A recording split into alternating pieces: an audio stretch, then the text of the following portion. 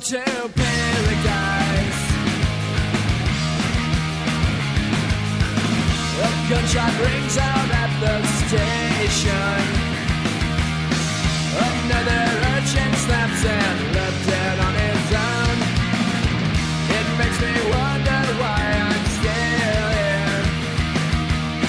But some strange dreams and it's now feeling like my home, and I'm never gonna go. Pay attention to the crowd streets and the broken homes. Some call it some call it night. I wanna take her through a wasteland I like to call my own. Welcome to paradise.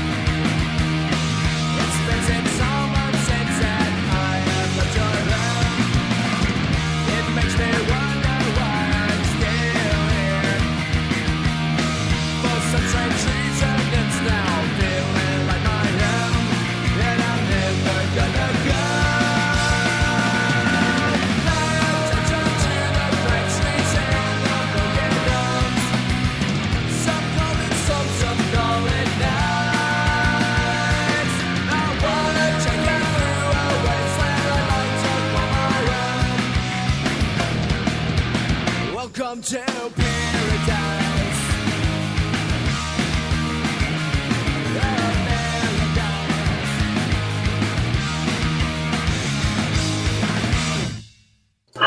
Hail, hail, and welcome to the HomeBhoys live phone-in show here on a Monday night at 7:30, as usual as we can make it.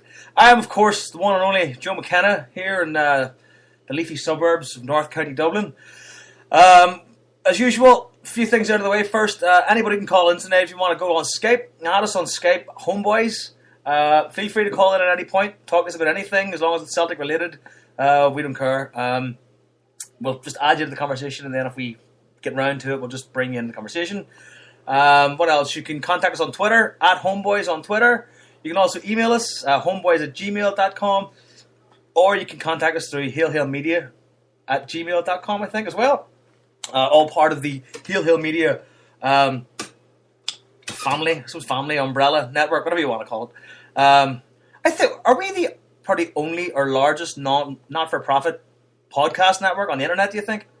Speak for yourself. Me and Jason get paid a fortune for this. Exactly. I've just put my invoice in the other day and it's wouldn't go too shabby.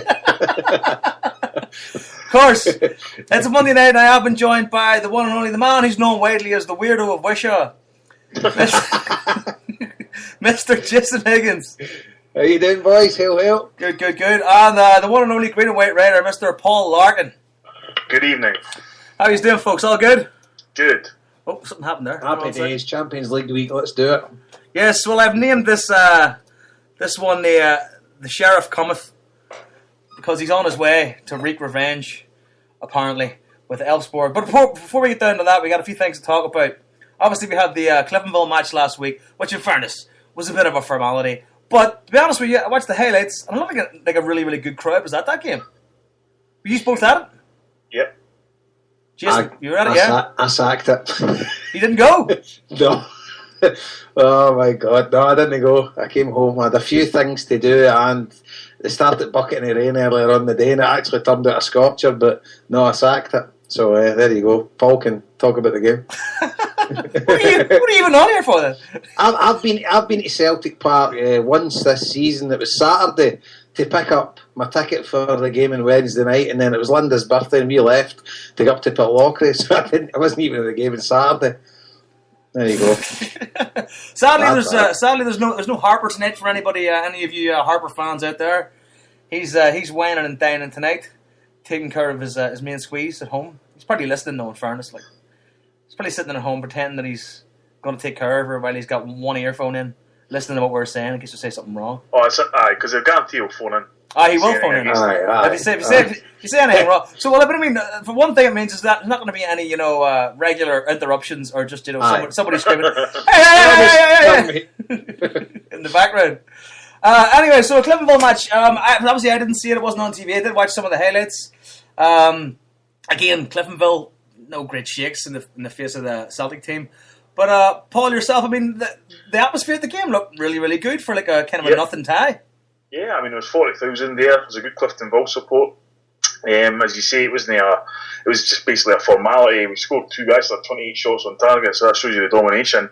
But it was, as a game, it's one of the games where you kind of know you're already through, and etc. It was decent, but it was good to be back at Celtic Park, and there was 2 or 3 of them played quite well, and some of them seem to have hit the ground running as they've come back later into the pre-season. So, it was a good experience for Cliftonville. I mean, they absolutely tried their hearts out just to make sure that they get battered. Basically, they were defending and deep, and they were, absolutely no real threat at all. But overall, I mean, it was a good night, and it played in a good spirit and good camaraderie in that.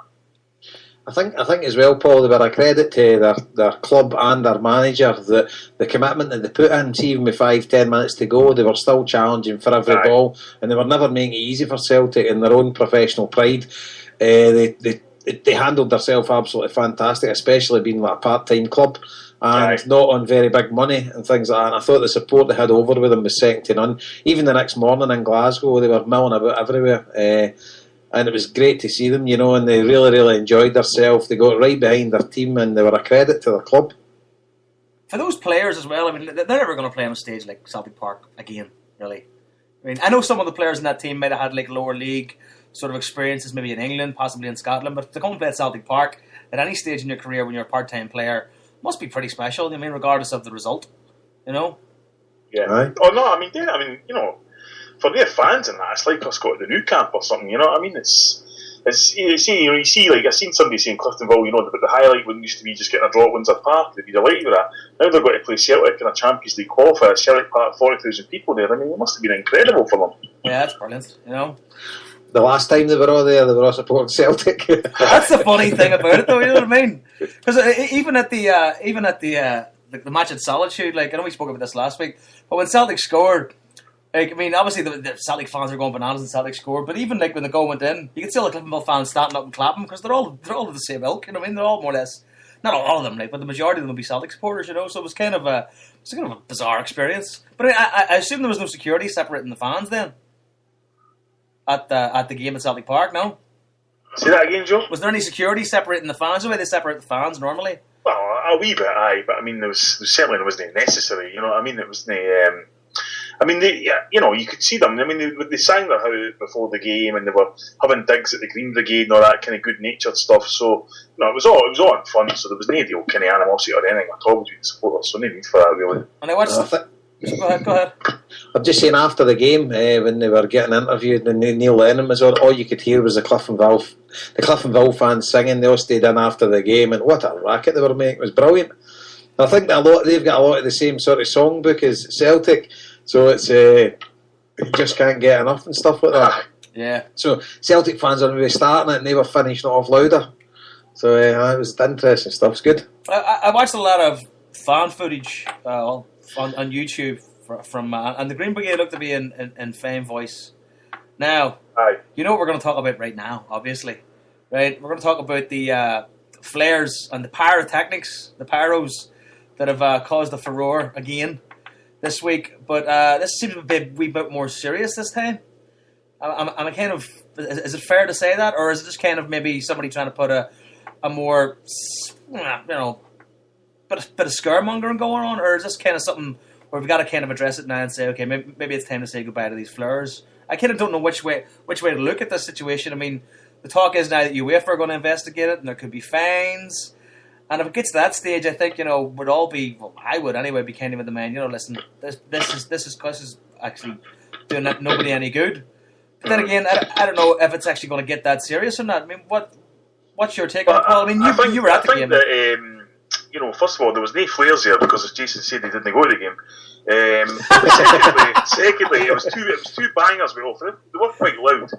And then about 10 minutes after that, there was an announcement over the tannoy that said, the referee has requested for fireworks to stop, or he'll stop the game. And first time in my life I've ever heard that at a football match. And then I think the Green Brigade said quite right after that they didn't want anybody coming into their section with fireworks, as simple as that. Now, I think we've covered this at length on this show, and people with Green Brigade on that the Green Brigade only numbered about 100 people in that section. 80, I think, Paul, aye. So there's a perception that everybody who stands in 111 is in the Green Brigade, which is not the case. And so, I think anybody, because I've said myself a million times, I'm not interested in fireworks. I don't see the fascination with them or point at them or of any ilk or anybody who's got a mindset, hey, let's take a firework to a football match. But as you say, the kind of reaction to it has just been just incredible, and it's kind of like ad nauseum now, where every time the Green Brigade fart, there's 1,500 blogs, and everybody preaching about this, that, and next thing, and it's getting pretty tiresome. And the statements come out and all that kind of thing. Now, what I would say that has changed is that the club have opened a constant dialogue now with the Green Brigade for a different kind of angle and a different way of looking at it. And so that hopefully, these things can be dealt with certainly a wee bit better, rather than just have everybody entrench their views and then just shout pot shots at each other from side to side, Yeah. I mean, I think you're right about the fireworks. I mean, but then again, it's a part of this sort of European ultra scene that kind of has seen flares and fireworks going to games, and maybe it's something that they've obviously been trying to emulate. I don't mean the Green Brigade, essentially, as a group.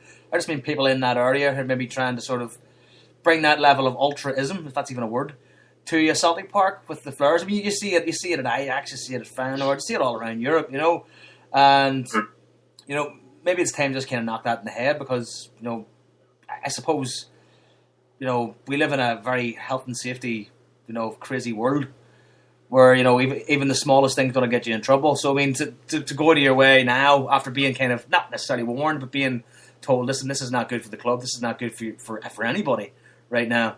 Knock it in the head. I mean, do you reckon this is the kind of thing that'll get through, that'll work, and people are just going to go, you know what, for the benefit of the club, for the benefit of Section 111, which could eventually be closed down if this doesn't stop. I mean, somebody might just say, okay, let's just knock this in the head.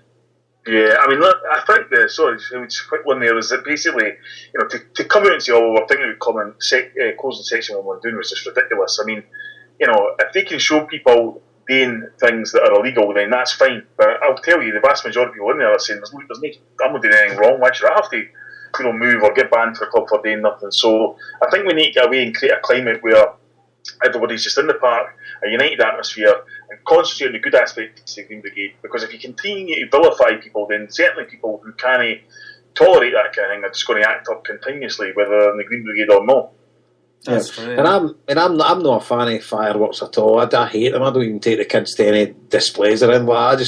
They don't do it for me whatsoever. So I've no need to have them in a football stadium. So I'm just not interested in that kind of stuff. The Green Brigade have got so much about them, and I don't think it was them that done it. I think it was the sort of hangers on or ones round about them. And at the end of the day, whatever, somebody's trying to act the goat with their pal, and just I would urge them not to bring them at the stadium. It's not something that I want to see. And at the end of the day, if people are complaining, no matter whether they're wee sweetie wives or whatever, if UEFA's going to come down hard and Celtic, then we need to toe the line and come on.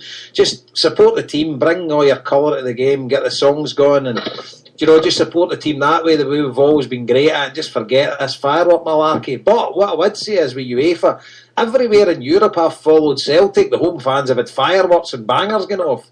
I've never seen any of the grounds getting shut down. I don't know, is this a new thing that UEFA's starting to be health and safety conscious, or is it UK law? Because everywhere I've been, all over France, Germany, Italy, there's all sorts of bangers and everything going off. Big bangs every 2 minutes. You know, it doesn't hang with them. I said the same last week, and I get accused of whataboutery, but like, I've seen football matches where they've thrown mopeds at fans. I've seen pigs being thrown at players. I mean, it just kind of always seems to be like anything happens at Celtic Park, boom.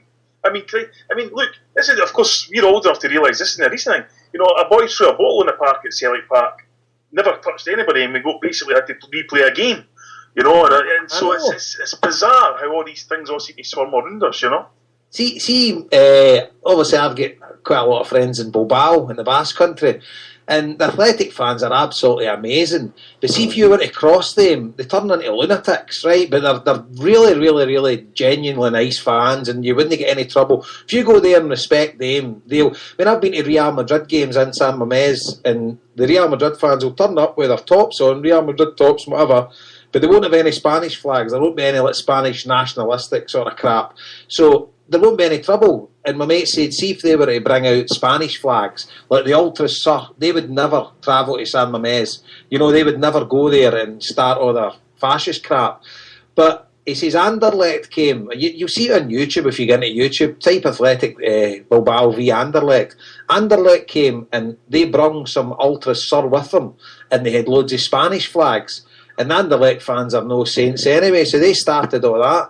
Next thing, the Athletic fans invaded the park, you know, and it was like total warfare on the park, where they were breaking up the stadium to attack the Anderlecht supporters. It was insane, and then you're actually seeing Athletic fans above them peeing on them, you know, and this was all happening in a European match. And I don't know what happened to him. I don't think much was made of it, you know. You hardly even read about it in the media here. You know, and if I was here, Celtic Park would be shut down for a season. Absolutely. You know, and you're just saying to yourself, what's going on here? And they are a genuinely nice support, but the Anderlecht fans, obviously, they wanted a reaction, and they got one. They certainly got one. If you YouTube it and you can watch it, it's incredible. And it's actually in a UEFA Cup game. Jesus. That's aye, it's insane, but that happens all the time.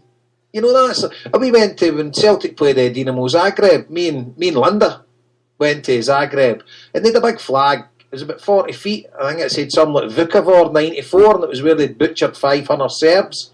You know, it was during the Balkans War, and they had this big flag. I don't know exactly, maybe Vukovar's the wrong place or whatever, but that stuck in my brain. But wherever this flag's asked one of the shoes, what does that mean? Oh, that was where we butchered 500 Serbs or something during the war. And you're like, all right, aye. But you don't see their stadium getting shit, and you're just saying to yourself. I saw a documentary a few years ago with the Rome derby, and it was kind of Lazio with the home team, you know, completely insane for the first half, and then when their team was shooting down the other way, second half, ran round the ground, go outside, went back in the ground, never paid a penny, started attacking all the Roma fans, and not a thing was said. They went to the training ground, attacked the players, not a thing said, and yet it seems like, you know, suddenly a couple of band pots put in, you know, 2 bangers in a football stadium, and suddenly like everybody wanting the whole club shut down. I know. Totti sometimes in the Rome derbies, he's got to go into the Roma Ultras to talk them down and say, let's stop wrecking the stadium, stop setting fire in the stadium, and we might get the game started again. You're like, what did he watch here? I mean, this myth of the Celtic Rangers game being insane, and I've brung loads of like sort of football tourists to Celtic Rangers games, and you're saying that nothing really happens. You know, it's a couple of songs and that, and everybody sort of comes out the stadium and goes away home, and you're like, they're thinking like there's an absolute third world war going on here.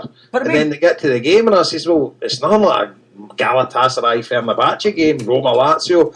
But these football tourists think it's insane, and you're like, nobody done anything, you know. There wasn't any pitch invasions, there was Are we kind of stuck in a bit of a kind of media environment now? I mean Celtic and I mean us as fans, whereby there's so many people willing to just take to a soapbox and go, well, my opinion of the fireworks and the Green Brigade is this. And nobody's telling them just to go, listen, man, you know what, just go away, nobody cares. Do you think this is going to resolve itself?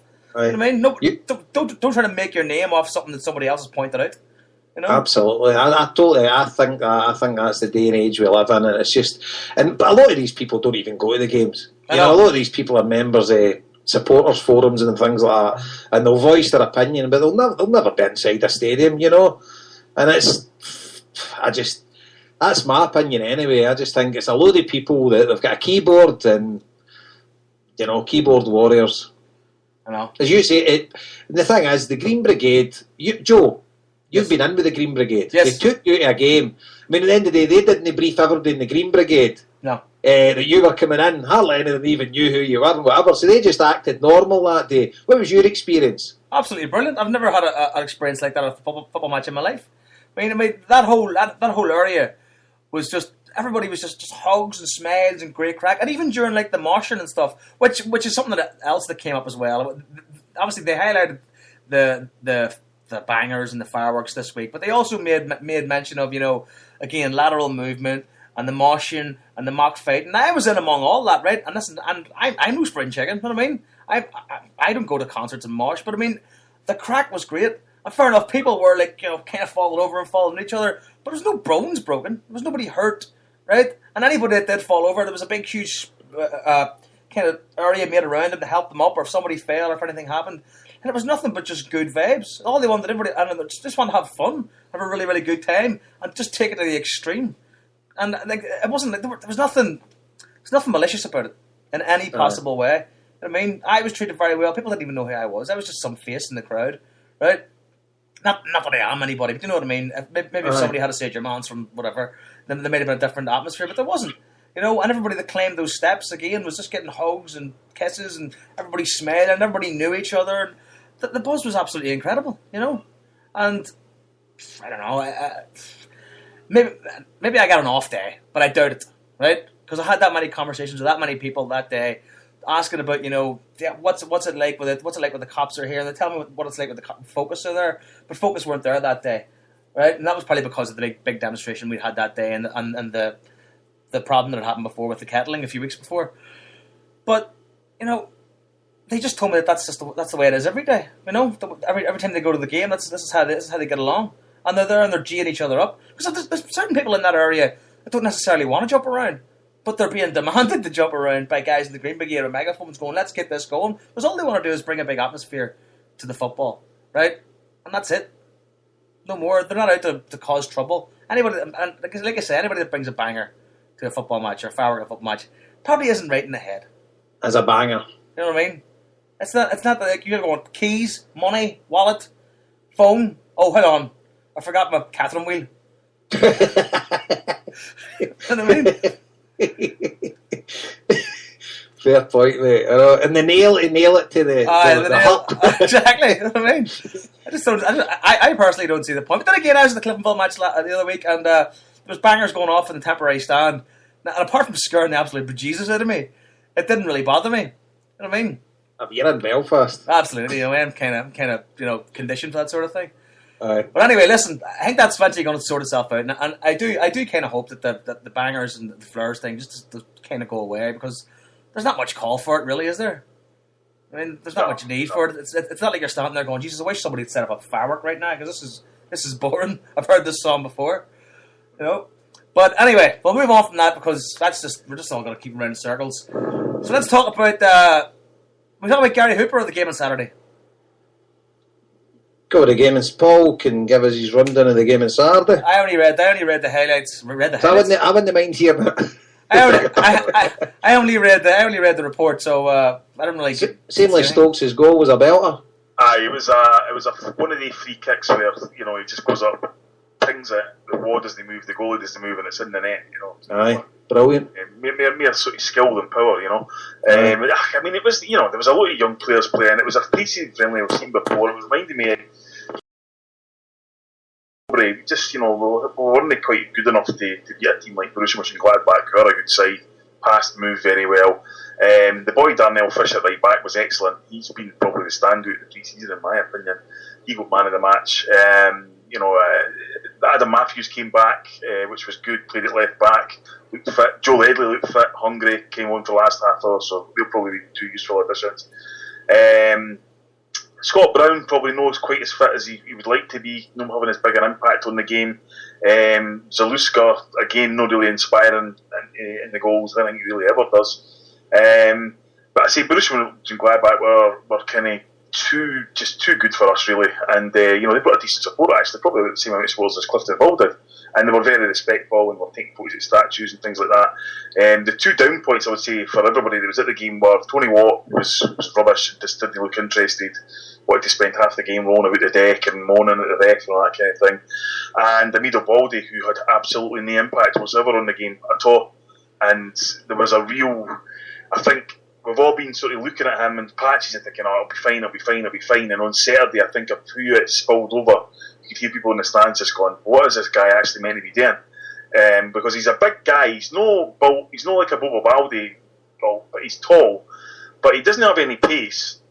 He doesn't really win much in the air. And every time instead of trying to hold off defenders, he tries to get fouls. There aren't any fouls.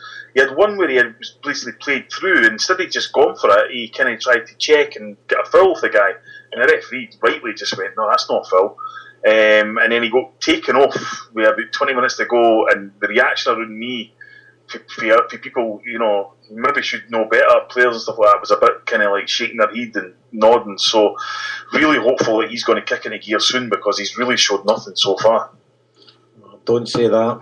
My mate's been on about it, but I can't willing to give the guy a chance. I don't think this. At the end of the day, it's a training session again. But if you're a new guy at a team, you want to make your mark, you want to have a good impression. But certainly in Glasgow, seen loads of Borussia Mönchengladbach supporters. And when I was in the park, I was in about 12:30 or something like that, getting my ticket for Wednesday night, and there was a load of them milling about. And the German teams are the best supported teams out there. And German fans are probably some of the best supporters in the world, the way they follow their team. They are absolutely fanatical about their football club. And it's the one country that, we're fanatical about Celtic, and obviously other teams, even smaller clubs, have got fanatical supporters, but in very much reduced numbers. But in Germany, if you're playing a friendly against a German team, they'll have a squad of guys over at the game. They have got a massive... this is obviously not one of the... It's obviously a big team in Germany, but it's not one of the superpowers, and they have got phenomenal support. So, it's kind of like, there was one guy sitting behind me who just moaned the entire match about, this isn't good enough, and this isn't. And you're thinking, you've got a squad of young laddies playing here against her. And so you try to talk to him, and I says, well, they finished 8th in the German league last year, and he was like, 8th, what good is that? And you're thinking, well, your top teams like Munich and Dortmund, you take them out right away. They're two of the best teams in the world. And you've got Schalke, Hamburg. The amount of good teams you've got over there. They were an excellent side, very good technically, knew what they were doing, experienced, and Kenny really didn't have to get out first gear to beat us. I thought the boy Molokolo done no bad again. He seems to be improving game by game. Guys like John Heron were playing, Callum Waters, Callum McGregor. They done the fits and starts, but Darnell Fisher was, he was a standout. He's a tough, rugged kind of guy. He gets in about it. He gets up and doing. People say, well, he's up against two great right backs in terms of Lustig and Matthews, but as I say, Matthews came on at left back on Saturday, so perhaps that's in the manager's thinking, because I know he has been saying he did want some cover for Izzy, but maybe he's kind of starting to think about maybe Matthews could be the job full stop, and that would maybe open it up for Darnell Fisher right back, especially if Lustig perhaps has to slot in at left centre half if, as expected, Kelvin Wilson leaves. A wee shout out as well to Callum Waters. You mentioned him there. I work with his auntie, and she's as proud as punch, and she's absolutely. And he's a big Celtic fan as well. And getting his gone the pre-season tour with the team, he thought he was going to be there, wasn't going to be there for the duration. And then Lenny told him, well, there's only 3 days to go. He's might as well stay. And then he's had a run out there, and the boy's just living the dream. Big Celtic supporter, a big Celtic supporting family, and a couple of nice wee snippets she's told us about Scott Brown. Scott Brown's been picking him up and taking him to training, and some of the chat between him and Scott Brown, nobody will mind me saying it, but Scott Brown's telling him about big flashy motors and stuff like that, and he's like, that shouldn't be happening. He says everybody should be driving wee bangers when you start. It's not about that. That's all rubbish. It's all about your dedication. It's all about, and by all accounts, I know we've bumped Scott Brown up in here, but this is coming straight for him. He's a role model of these kids as well. And they're looking up to him. And some of the important messages that he's given young guys when they're starting out their career. It's not about flashy cars. It's about applying yourself correctly. It's about living your life correctly, and it's about putting 100% in and leaving it on the park, you know, and it's great to hear, and it's refreshing to hear that's young guys that's got loads of money, like Scott Brown will be a very rich young man, but he's not forgot where he came from, and he knows what's required to succeed, and it's great that he's passing on these messages to the young kids coming through, and it's all good. Do you think that's something? That's great. Aye, because being a captain doesn't just stop when you walk off the park, does it? Exactly. That's what you want to hear. And I love hearing stuff like that, you know, and his auntie, she'll not mind me saying this, but she's so proud of him, and she's like, he's a lovely kid as well, but just a big Celtic supporter, and she says, coming out to Mass on Sunday, everybody's up talking to him, you know, he's like, that's him, look, he's got a wee bit of fame now, because he's played the first team game, but how proud must that be for the family, you know, getting a member of your family to run out for Celtic's first team? I mean, it doesn't get much better. That's the thing that the hundreds of thousands of us that dedicate our life to following Celtic can only dream about. You know, and it's if you've done it once in your life, you've done it a hell of a you know, you've lived the dream, and just hopefully the young guys get a big career in front of him, and hopefully it's at Celtic, so fingers crossed. And you always want to see one of your own, somebody that grew up supporting the club and grew up like a Celtic family, making it, that just makes it more sweeter of the support. Yeah. See, the likes of that sort of thing with Scott Brown, I mean, that's great to hear. I mean, it's kind of, to be honest with you, this is a sad thing to say. It sounds like a very old-fashioned viewpoint. Aye, because I would think, because I know a couple of young kids, well, I know their mum, she was working with me for a while, they were in Everton's books, and they were getting training with the first team during the summer, well, just when the team was going back and they were all in together. And Jack Rodwell was a bit of a hero to them. And he's like, once you get to my stage, you actually the woman you can pull, look at the cars you can drive and stuff like that. It was nothing about apply yourself right. No, it's all about winning trophies. It's all about succeeding for the club. It's about earning money and birds and stuff like that. Maybe that was just, I don't know Jack Rodwell personally, so maybe he is a nice lad. But he might be gay, you don't know. Could be. How long is he in the shower? But it's one of the things. It's always great to hear, and I've no doubt Brownie is. He's morphed into a major player at Celtic Park and like a leader on and off the park. And it's just great to hear wee stories like that. And I'm sure the family wouldn't mind me sharing it. I don't know them, but I know the auntie. But it's just a right, feel-good sort of story, and it's great to hear. And I just love hearing stuff like that. Do you think that's the kind of thing he's developed by being at Celtic, or do you think that's just him? I think it's probably just him, mate, to be honest with you. But I think Celtic, I don't know if anybody's listening to the Radio Scotland, the one with Willie Wallace and Bertie Auld. Aye, Did you hear it? Aye. And just about Bertie Auld talking about when you play for Celtic, that's it, you know, and it changes you, and it's about the support. And I know loads of clubs say they're more than a club, but we are, you know, I mean, see Celtic, to me, Celtic's like, it's up there with my family and how important it is in your life. Do you know what I mean? Yeah. It's the thing that shaped your life, and the thing that all your friends are built around it, and it's just something that's just part of you. And I just think if you become the captain of Celtic, it's not an accolade that's handed out lightly. And you become the captain at Celtic, and you've got responsibilities. And there's no doubt for me, Scott Brown he's grew into the role, and he's became that person.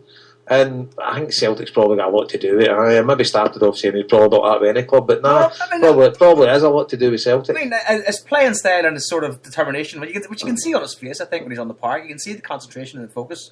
I think he had that back at Hibs as well. But I think me going to Celtic and being given that extra sort of step up and being on that level, I think Celtic have probably helped foster that sort of spirit in him, you know, and that sort of ethic.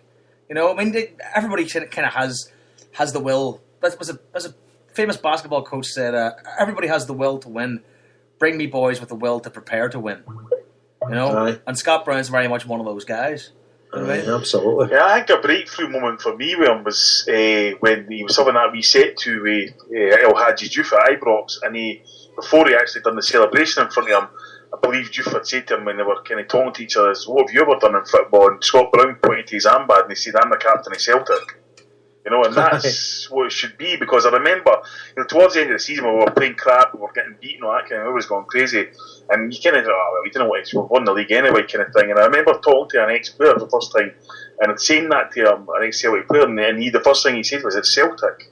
You can't play that badly." You know what I mean? And I think sometimes because we're so immersed in it all that we actually forget sometimes that the standards that this club has or should have, and the impact it can have on pretty much anybody. Where, as you say, we've seen the Barcelona more than a football club thing, and that happened in the last 10, 15 years. It was Robert Kelly said in 1962 about Celtic, where we all know what he was meaning is what Jason just said there. It was your life. That is your life, you know what I mean? And that's what it's been for Celtic, being that beacon for the last 125, 26 years, Yeah, and it's folks slag me because I'm a bit of a traveller, when it comes to football. Got to watch Everton, got to watch Athletic Club, but that's all down to Celtic. That's all down to my mates in Liverpool. When I first met him in Ibiza in '88, they had Celtic shirts on. My mates for the Basque Country, they're all Celtic supporters. And that's the only reason I go and watch these teams. It's because I've got friends there and it's all through Celtic. Everyone then comes to watch Celtic as much as I go and watch their clubs. I've got a wee interest in Roda and Holland, believe it or not, because the Dutch guys I met, they were over at a Celtic game. And keep in contact with them, and they obviously don't like the winger we're potentially signing for Ajax, but they say he's a great player. You want to stop recruiting friends? I can say, but the thing is, it's Celtic. It's just you go to Celtic games and you socialise with Celtic supporters, and I've got loads of things in common with nearly all of my mates who are all Celtic supporters, and it's big, massive part of your life. Obviously, your family, but your family's got Celtic supporters as well. My wife hasn't got an interest in real interest in football, but I've taken her to a couple of games now, and she's turning the corner now. I think, you know what I mean. Whenever I kind of go off to a game, like even the Cliftonville game, she's like, "Oh, you going to the Celtic match?" You go, like, "Yeah." It's just like, all right, kind of like that look. You're not going to bring me for the crack now. Aye. And the answer is no, obviously. So Linda's not interested in football, but I've started sort of getting her involved in the Kano Foundation, and so she's trying to drown her that way. trying to drown her in the number of the Kano Foundation. While we mentioned the Kano Foundation, I need to obviously mention yesterday. What a day the guys put on. We went and done the whitewater rafting up in Perthshire next to Pitlochry, and it was absolutely fantastic. Apart from the last part and down the last waterfall, my wife nearly drowned. Oh my God, Harp must have beat me. Oh, when I was in the boat and looked round, my mate Jim for Sight Hill, Jim he says the only thing that went flying that day was Linda over my head into the river. But it was wicked. But what a day! It was fantastic. The guys put on a great move. Hopefully, we've raised a good few quid for the Kano Foundation. And I would like to put it out there that MD's listening. If MD's going to the game on Saturday, the Kano Foundation are still in need bucket collectors. We're doing a bucket collection. I think it's from about 2:30. About a meeting at 2:30, say 3 o'clock. I think the game kicks off at 5:15, so it's like the 2 hours, 3 till 5, or like 3:15 to 5:45, to do the bucket collection outside Celtic Park. So even if you can't help, make sure, give generously, and the work these guys do is absolutely phenomenal for the kids, and they've already had quite a few in already, for the pre-season friendlies and stuff like that. And they were actually saying, Pat was telling me one of the wee girls that was there on Saturday was crying because it was her lifetime ambition to get to Celtic Park. And they gave them a scarf and stuff like that, and she was handing it back at the end of the game. And they says, "No, that's for you to keep." Oh, and she was so overcame with emotion. And just things like that makes it all worthwhile, That's brilliant. Aye. So if anybody wants to contact us or contact the Kano Foundation, and guys will get your name and address, you'll get a T-shirt, and just put a bucket for some collections before the opening game. You'll still get in to see the flag get up, but the more the merrier. Brilliant, definitely. If you're out there and you want to help out, it's a very, very simple way to do it. Go ahead. There's a lot of people out there that want to do things and just don't do them sometimes. You know what I mean? Things they call into the show, just go ahead and do it. You know what I mean? We don't care. Just go out there and help. People are needed. And we're all Celtic supporters. We should all get together and just help each other. I mean, that's what this is all about. I mean, so let's move on to another hot topic. Gary Hooper gone for £5 million. Was that the proper price tag? Yeah. 5 points something. I think. In fairness, that's a wee bit lower than I thought we'd sell him for. I think just with the length of his contract left, his last year. I know, if it was a total bam pot, it could have just sat tight and went for nothing. Yeah, I mean, you made the good point last week as well. The options really were sell him now or keep him to see if he scores a bunch of goals in the Champions League, and then sell him for kind of next to nothing or nothing. Aye.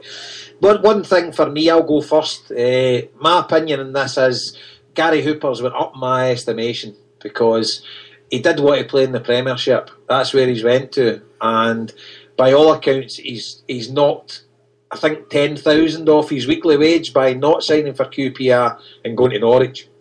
So, for that perspective, hats off to him. I still think he's made the wrong decision. I think Celtic's it's not a thing. I know Celtic are a million times bigger than Norwich City, but unfortunately we don't play in the Champions League. I think Gary Hooper's maybe undersold himself because I think he's good enough, and I can't believe a team like Everton never come in to sign him. But there you go. But I'm glad that he's in the English Premiership now. I wish him all the best. He was a great servant for Celtic. Scored some really, really important goals for us. I really enjoyed watching him. I think he's a top player, and I wish him all the best. I just wish he'd maybe hung around for a couple of more years, but that's his prerogative. He's English. He's wanting to get into the English squad, and he's not going to look in when he plays for us in the Scottish Premier League. So, good luck to him. I think good business with Celtic. Whether it's a stupid thing to do, whether we should have had a ready-made replacement, I don't know what goes on behind the scenes. But Celtic's done not too bad in the transfer market recently. I think even if we do get a couple of signings in tonight, I don't think any of them will play on Wednesday. And I think we should have enough in the locker to dispatch with Elfsborg with the squad that we have, minus any new signings. But sad to see him go, but wish him all the best. And at the end of the day, I think the only way is down for him now. But I might be proved wrong. But isn't it a weird thing, though? I mean, he's looking to get in the England team and he's going to join Norwich. Yeah, but he's got a better chance. He's no chance getting in the England team playing for Celtic. Well, that's still one of the most bizarre things. Like, when he's playing in the Champions League, he was playing in the Champions League, you know what I mean? But that's English mentality. That's why that's why they're shite. Aye. Hell mend them. But there you go. Not a lot to worry about. What about you, Paul? What's your thing on the situation? I mean, I'm sad to see him go, but he did a lot of good for the club. He scored a lot of great goals. A very important player, and I think he'd be remembered. He'd be remembered in a very positive way. Responsible for some of the greatest nights in my Celtic supporting life. That's for sure. With some of the goals he scored, gave us 3 great years. I think he's a terrific player. I think he'll be very, very hard to replace, although we seem to be actively trying to do that right now. I agree with you, Joe. I don't think Norwich is the best kind of move for him, but then if that was the highest club that was going in for him, then he's not really any choice. As Jason says, I'm a bit surprised that teams, mid kind of teams. Your Aston Villas, Everton, stuff like that. Sunderland, Newcastle. Why would they not win for him? It's especially at that price, and even if the wages are like 35 grand a week, or whatever, that's really nothing for these teams these days. So I do wish him all the best. I hope he goes on and scores 40, 50 goals this season and shows everybody what a great player he is and all that. Because I think that whilst we mourn these players and they are our heroes and that kind of thing, we've sold bigger and better players in the past and we'll continue to do so and move on. So all the best to him, but I'm pretty confident that we'll be talking about other players very shortly. Yeah, well, I think the good thing as well for Celtic and for us as well is that we've lost Wanyama and Hooper, but they both mentioned how hard it was to leave.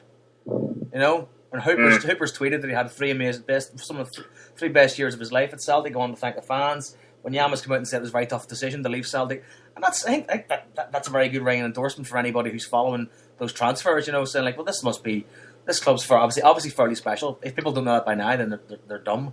But I mean, in terms of being a young player and being up and coming, I mean that can only serve Celtic well when it comes to signing younger talent from abroad.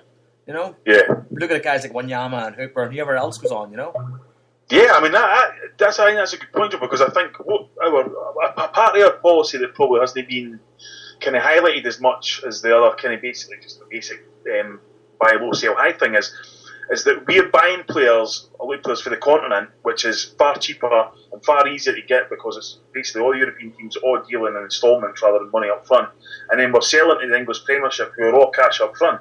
So, we really are maximising this to the thing. And if we can show ourselves to be a club that if you do well, you will get a move to the Premiership, I would suggest that will allow us to attract a higher quality player than perhaps previously we could. Aye. It's a fair point. But I would like to see you selling players to higher up Premier clubs, but at the end of the day, that's 2 players and they've went to English Premiership. That is that's statistics, so we can actually go to these. And as you say, if any Kenyan or any African round about the Kenya area, I don't my African geography isn't the best. It's the Antarctic, yeah. But you know what I mean. So obviously, a lot of them would have a word with Wanyama, and he's not going to have anything bar good things to say about Celtic.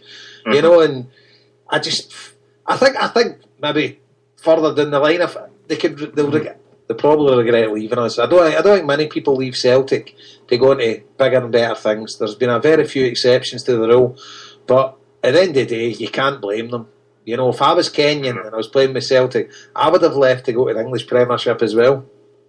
He's also the first Kenyan to play in the Premier League, which is yeah. You know, Is that right? Yeah. So yeah. Aye. So I mean that's massive for him, you know. Aye, and it's massive for Kenya as well, because obviously Southampton will probably get an extra few supporters now. Absolutely. Aye. I wish him all the best. I've got a good mate support Southampton. Sure, we had Tom Deacon on that time, the That's Euro right. fan as well. Aye, very big guy. He's a fan. Southampton fan as well. Aye, I don't mind him. No, I always like Matt Letizia. Marian Pahars as well. He was a great player. Aye. And I've got a good few Irish mates. They're Saints fans because of their brother Colin Kenna. He played Warren Kenna. Sorry, he played with Southampton. That was his first team. They moved over for Dublin. He signed for. He won the Premier League with Blackburn Rovers. He had 50 odd Irish caps, I think. Didn't they have one of the smallest grounds? They did. The Dell was. Because I remember the time, was it Mark Hughes scored there and the ball bounced in and out of the net and the referee didn't give a goal?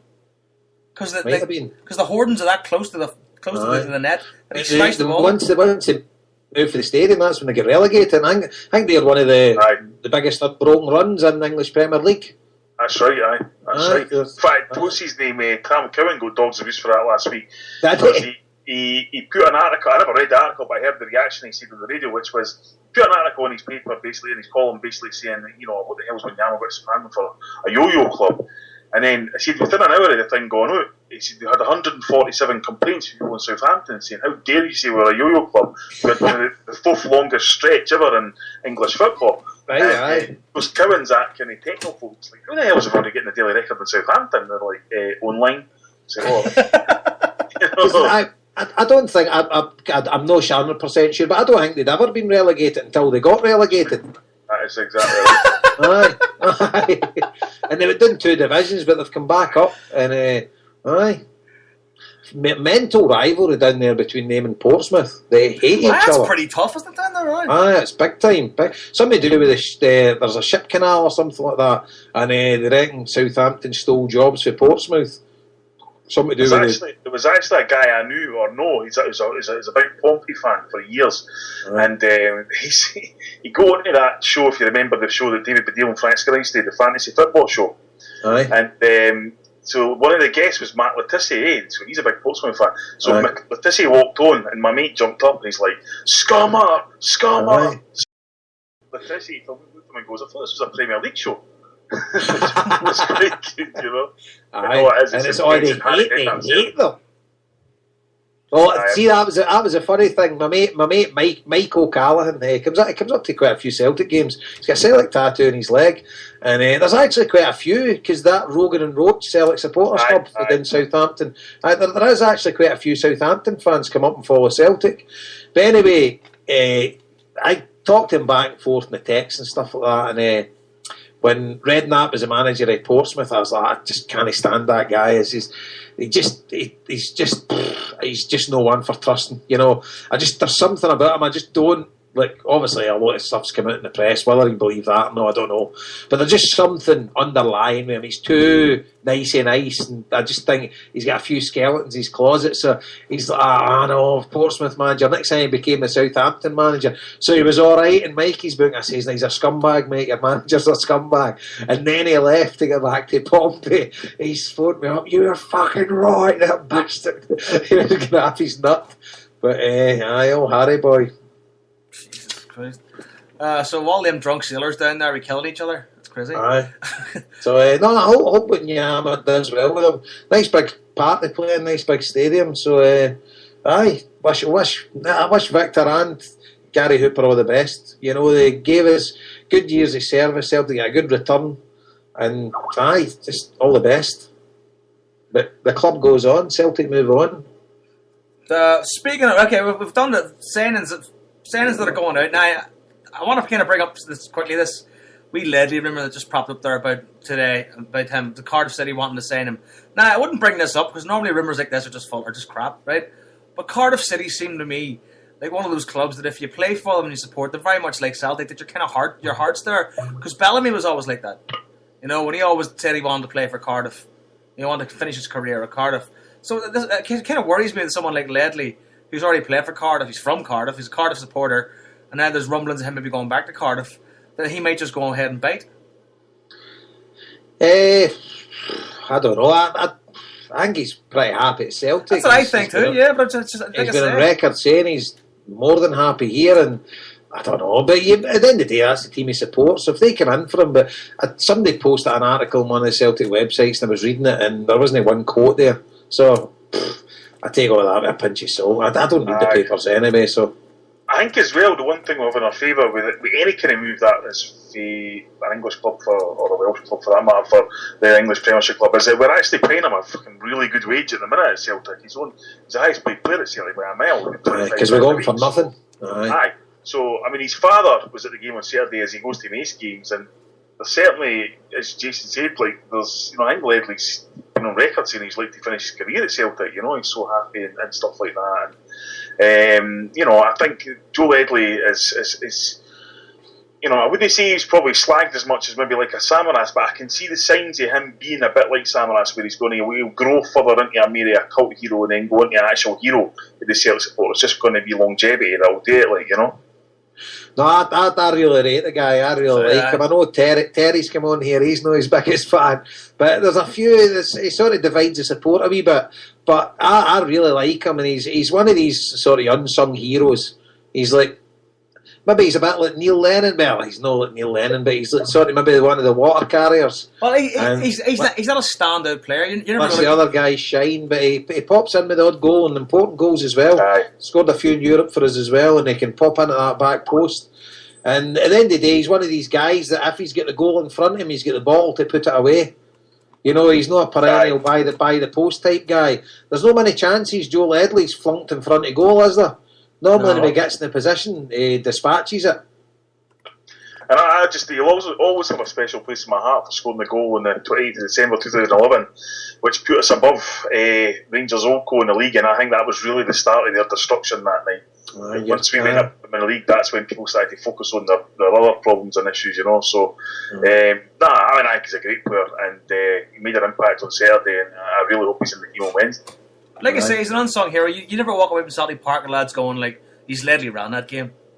I mean, he's never. I don't think he's ever going to be that player, But I have a real fondness for him. I always have from the very beginning. Aye, me too. Definitely. So what about? Do we know anything about this Ajax winger, Dirk? Just got to bring that up here because what's his name? Dirk Beredker. I have no idea. I can't say it. Big Dirk. Right. I tell you what. Somebody posted up there in the chat room. A tweet from Neil Lennon, right? Somebody called the Messiah, right, on Twitter, has hit Neil Lennon with a tweet saying, "Don't know what the hell you're doing, mate. You need to start buying some players." And Neil Lennon's response was, "Bought one last night, or does that not count in your world?" So now who's he talking about? I assume he's talking about him. Mm-hmm. So he's saying then. I would think so. Aye. According to BBC, they say they're hoping to sign him, but he's been in Glasgow for signing talk, so might potentially say. I just love how the media haven't got a bloody clue what we're doing. That's great, isn't it? Aye. The Peter Lawwell was in Holland yesterday, and so I think that's kind of over there doing the deal and all that. But what I can gather about the boy, 26-year-old, 6'2", pretty decent. He's got a 1-4 scoring record, and he's basically playing in the wing. 2 good feet, pace. And somebody who's perhaps needing a move, because he was at Ajax as a youngster, and then he kind of never played the first team game. And he left, went to a couple of other clubs, and then Ajax kind of done quite a few things to try and get him back. Got him back. Sort of had a couple of problems with injuries, but I think he's probably at the stage of 26-year-old where he probably needs a move to kind of get his career on the front foot again. And it certainly looks promising, because this is an established player. This isn't a project, Yeah. And I mean, I think he's going to be kept out of the team by Bojan in the Ajax Yes. team. I think this is the kind of thing that's kind of forced his hand to move. Is that Bojan has been is on loan at Ajax and Barcelona. I think Barcelona have stated that when Bojan's fit, he has to play. I don't know if you can really do that. You can force a team to do that, can you? So my text from my Dutch mate Atlan from Kerkrade. He says, I think he will be good for Celtic, good pass and cross, will get you some assists, but of course he is a wanker. So there you go. I think that's somebody that hates Ajax, that's as good an endorsement as we could hope for. So so he played for Zwolle and RKC Walwick. I don't know if that's how you pronounce it, but he played as a kid, you're right, Paul. And then he went back to Ajax. When you watch the YouTube clips, he looks unreal, but still YouTube clips. Every football player on YouTube. Nobody looks like Jorginho in there. Yeah, but I judge them. The only player on YouTube that doesn't look good is Chris Chiava. Oh, sorry about that, Chris. I had to bring that back up again. But I've got high hopes. But then again, once you hear about the injury things, I was like, wee bit apprehensive. But I mean, I don't know. I think Celtic have a good reputation for dealing with injuries. I think there's a lot of specialists. I mean, apart from obviously Thomas Ragnar, who's obviously made of glass. aye. But I mean, I think as well. See when Forrest gets injured, we lack something in the team. And it's like Celtic. We've been built with wingers. We've always had wingers. We've always had guys that can hit the byline, get a cross in. But when Forrest isn't playing and we're dead central through the middle, it's sometimes very hard to watch, and it's pretty turgid, especially in the Scottish Premier League when we need to stretch teams. Because if we're playing through the middle, a lot of them have learned how to defend against us. But when we've got wee James Forrest in his game, he's hitting that byline, he's going by them. It's a treat to watch. So hopefully this is another string to our bow, and even if Forrest is still struggling with injuries, Dirk can come in and do the damage for us. Well, so again, it keeps popping up, and then sort of really went turbo in the last 24 hours is this guy, Alfred Finnbogason. Aye. 7 million? I mean, this guy is the real deal. There's no getting away from it. I'd be amazed if we got him. But there's a couple of things about it that interest me. The first one, and this is one of my colleagues on the continent pointed this out to me. On his Twitter last night, he said, I've got to go to bed now. Thanks for all the chat. Good night. And he put up the song You'll Never Walk Alone. So he's going to Liverpool then. But here's the thing. This guy, his father actually worked in Edinburgh for a few years, and he played for a team called Hutchie in Edinburgh when he was a young boy. Oh, aye, and he apparently became a Hib supporter because of that. So he would kind of know the significance of that song. I don't think he would just randomly say, "Oh, aye, here's You Never Walk Alone" kind of thing. Now, whilst we've talked about the kind of policy we've had the last few years, there's no doubt about it. I mean, you talk about YouTube. This guy is a real deal. I mean, Heerenveen. A lot of the Heerenveen fans think that if he stayed another year with him, then he could go to somewhere like Barcelona. He's that good.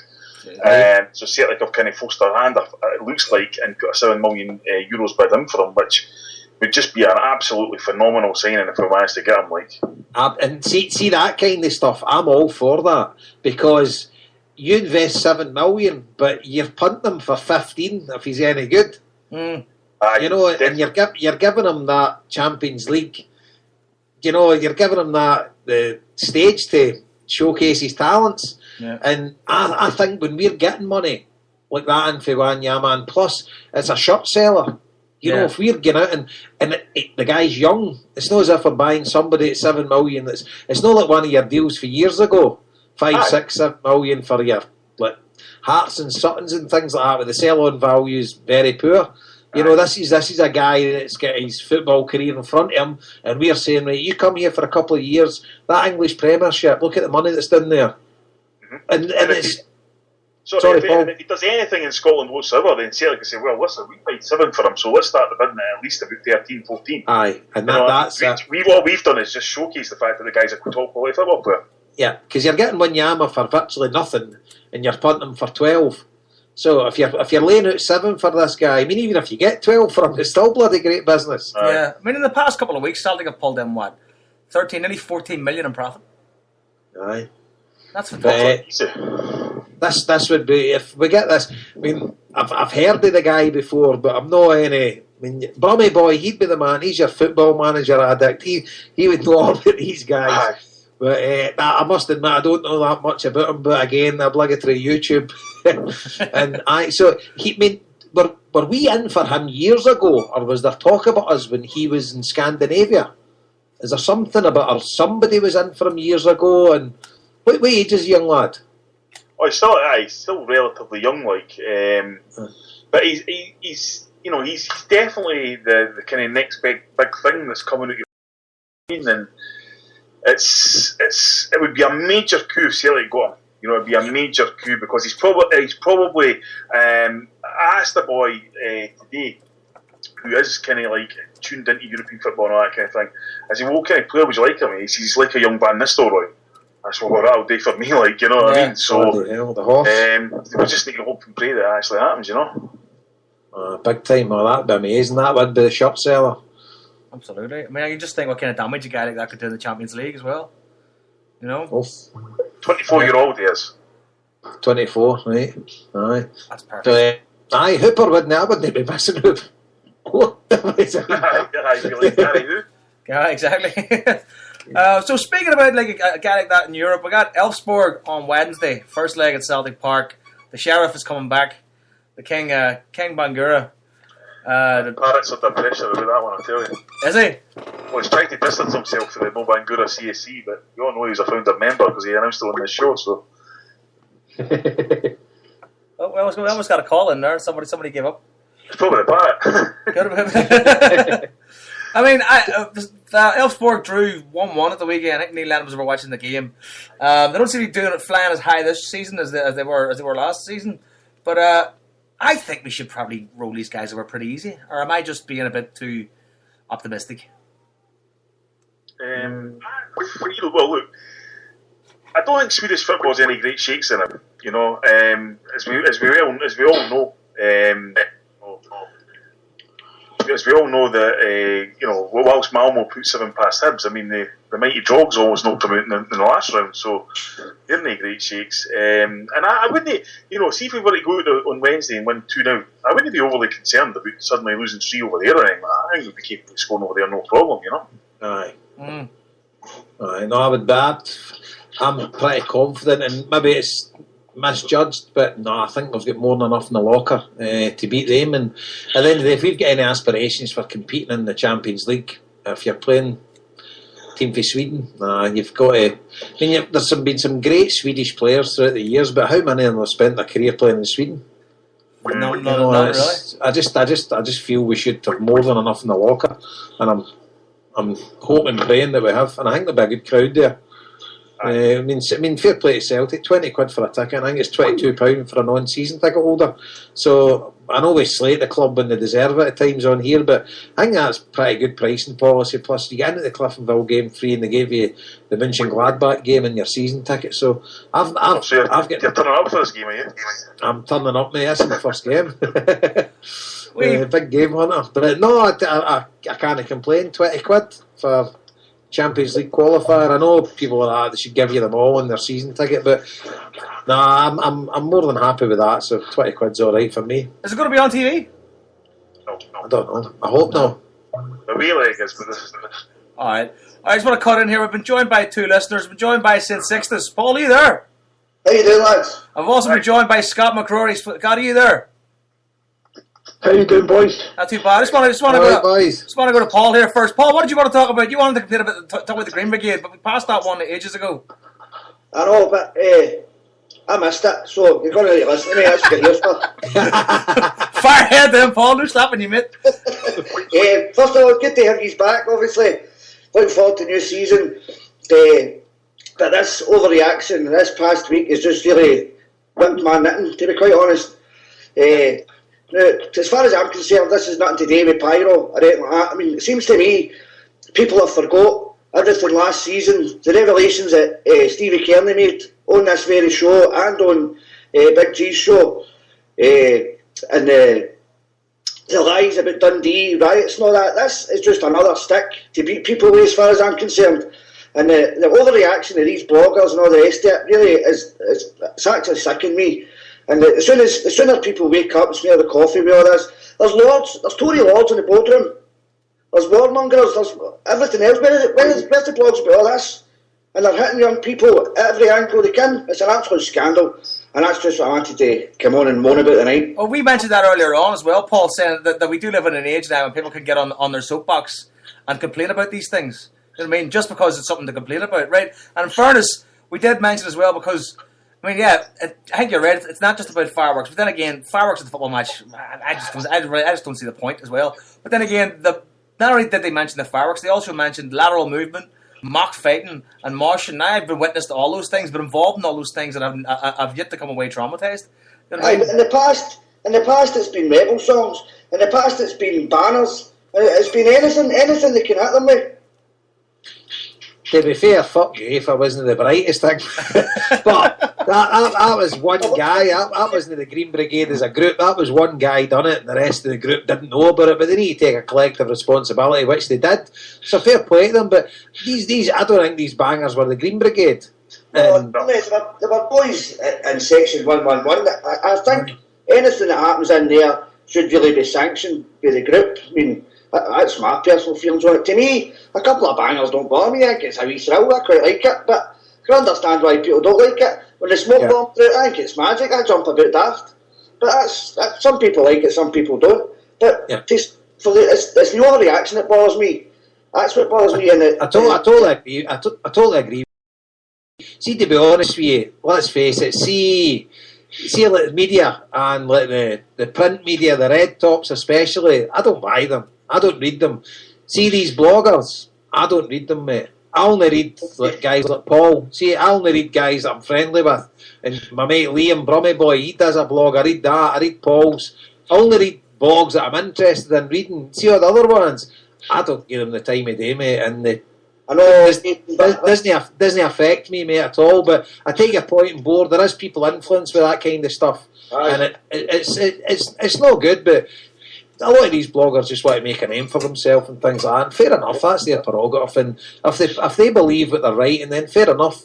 They put their neck above the parapet, and that's up to them. It's up to us if we want to read it. But we live in an age of new media, and people have got the opportunity to put that out there, and people can pick and choose what they want to read. I choose not to read it, so it doesn't really affect me. But I take your point on board. But if you didn't hear it earlier on, mate, I don't want to go back over it, but I've seen Celtic all over Europe play, and I've seen bangers, fireworks, I've seen displays of celebrating war crimes and stuff like that, all banners all over Europe, and I've never seen any stadium shut down because of it. And I made a point last week. Can you imagine a statement coming out 10 years back or whatever, 15 years back, saying Celtic FC advised that we're going to shut down the jungle if the patrons refrain from singing Pro-Area chants? Can you imagine it?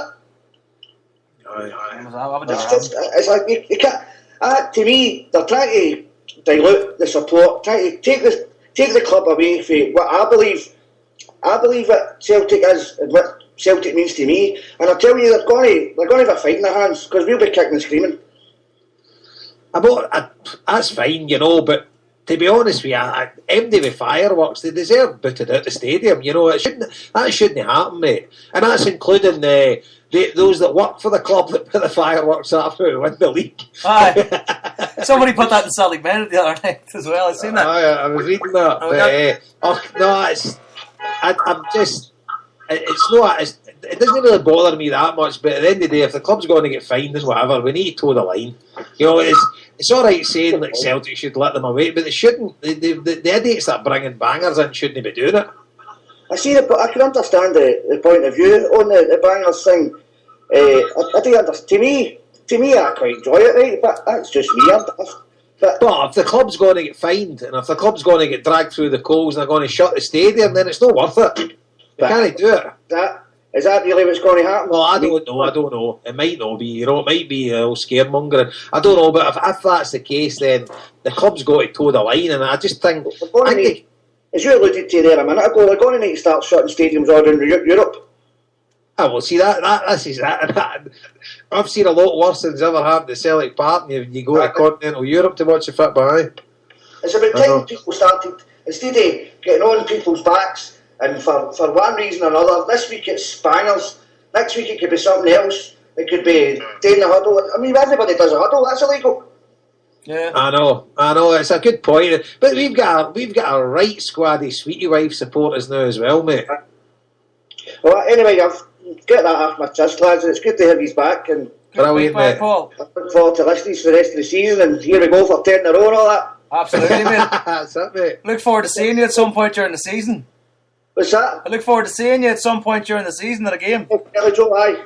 Definitely. Get a beer in. I think the answer to this fireworks problem is party poppers.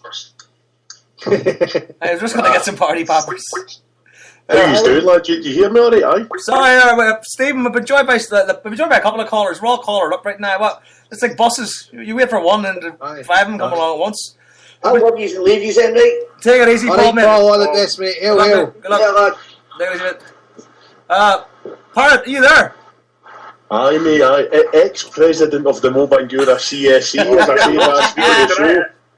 Here, I tell you what, just to link your previous caller with Polly, you're going to see every fucking security, all 900 cameras and every bit of pyrotechnics getting walloped at me on Wednesday night when Bangura hits his hat-trick. I'm going to look like that poor Polish in the north of Ireland when his face was on fire with his helmet. I'm going to be like Joan of Arc by half time if the sheriff runs amok. So I think he's letting me swap my seats. Tommy Gold's going to run me to Gothenburg. I'm going for diplomatic immunity in Sweden. I'll spill the beans. I've got secrets in them all. I'm not caring. But believe it, the boys CSE. Yeah, obviously I met Paul outside the stadium on Saturday, but I don't know. I hope he doesn't play. My brother, who is the commandant of everything, Bangura, hopes he comes and has a good game and represents himself, but it doesn't bode well. Nah, to be fair, I'm not really worried about him, mate. I don't think he's that good. Do you not think, the boy, do you not think he's like Van Basten compared to Big Baldy, though? I'm not committing myself there. I'm going to give the big boy a fair crack at the whip. He's not played in a competitive, hardly played in a competitive game. So I'm going to give him a fair crack at the whip. I think he's somebody that will possibly come good. Hopefully he will. But I'm not judging the guy there. I think it's well out of order judging the guy there. And I think Bangura suffered a bit of that. We judged him far too early. I don't think he get much of a chance. Well, but, I'm just gloat for a change. I mean, I text Paul earlier. The boy who I'd say I'd been recommended about last season, young Calvin Miller for Castlemilk from Old Street and Macri, won player of the tournament in Switzerland. Good stuff. Super. So I shouldn't be starting Calvin Miller CSE, a fresh start now. Here, listen. At CSE, you run as a curse. Don't name it after anybody else. I know. Joe McKenna CSE. Hail Media CSE. We're going to tubes. You'll never write a song again, Chief. How around you? I'm lose my fingers in a garden accident or something. Oh, you'll be worse than that. I know your fingers burnt man the freezing cold fucking parquet pies, mate. You get frostbite. Don't mention pies on the show. Jason and Sunday, I mean, you and the bold sniper and Linda were up again all day. I hope you survived it, mate. Linda barely survived it, but it was a great day. Sniper will tell you what a laugh we had. Good stuff, mate. Listen, I was just a wee quick call-ins. I say I was on Tommy's show earlier, and he did a wee show for 5:30, and obviously to eradicate the nonsense that's on that SSB. I mean, I probably didn't get caught out, but I mean, shows like yourself, as I say, Paul and Graham were doing the 10 in a row podcast. It was great. The Lost Boys stuff. The guys, it's a lobby and all the other heel media's sleep on a Friday night. The arrogance of Clyde, they can take their 8 weeks off and slide back into their cosy seats and get things for allegedly media house, but they're allowed and what they're not allowed to talk about, you know what I mean? Yeah. But all the best for the rest of the season. And I say this might be the last time we talk in case I end up like Joan of Arc on Wednesday night. So I know where the Parrot's perch is now, remember? So yeah, I want candles every week, Higgins, eternal flames if I go up, baby. Alright lads, get one of the lukewarm bovrils ready to douse me down on anyway. And I'll get back to you listening and talk to you soon, boys. Well. Take it easy, All Steve. the best, mate. Hail. Good easy. We've also been joined by Tom Donnelly. Tom, you there? Yes, I'm here. How are we doing? Not too bad. Are you good? Alright, Tom. It's good to have you back, boys. Nice to hear you again. Good to hear you too, Tom. What did you want to bring up this evening? Anything in particular? What? Anything? I was going to bring up the, like say the fellas that was on there a minute ago about the squibs. Yes. I wonder if you've ever seen anybody that's been hurt by a squib. So, and the other thing is, if you want to get democratic, rather than just saying Celtic's doing it, why don't we put a poll out with the supporters with every season ticket ticket holder gets a bit of paper and signs it and says, no pyrotechnics or no. Will the Green Brigade still, will they go with the Celtic supporter or do they still want to do their own thing? Well, this is the thing I'm kind of addressing, Tom. I mean, nobody's actually too sure if it actually is them or not, because I don't think it is the Green Brigade, Tom. It might have started off as them, but it's certainly they were the ones that brought the bangers in. It's in that section. Well, I've seen plenty of photos of them standing and holding up the green things. Aye, so maybe that, but I know the bangers. It definitely wasn't them. There's only 80 in it, and none of them had it. So it wasn't them that done it. There's a load of young laddies going into that section and whatever. So well, I'll tell you what, show them where the date again.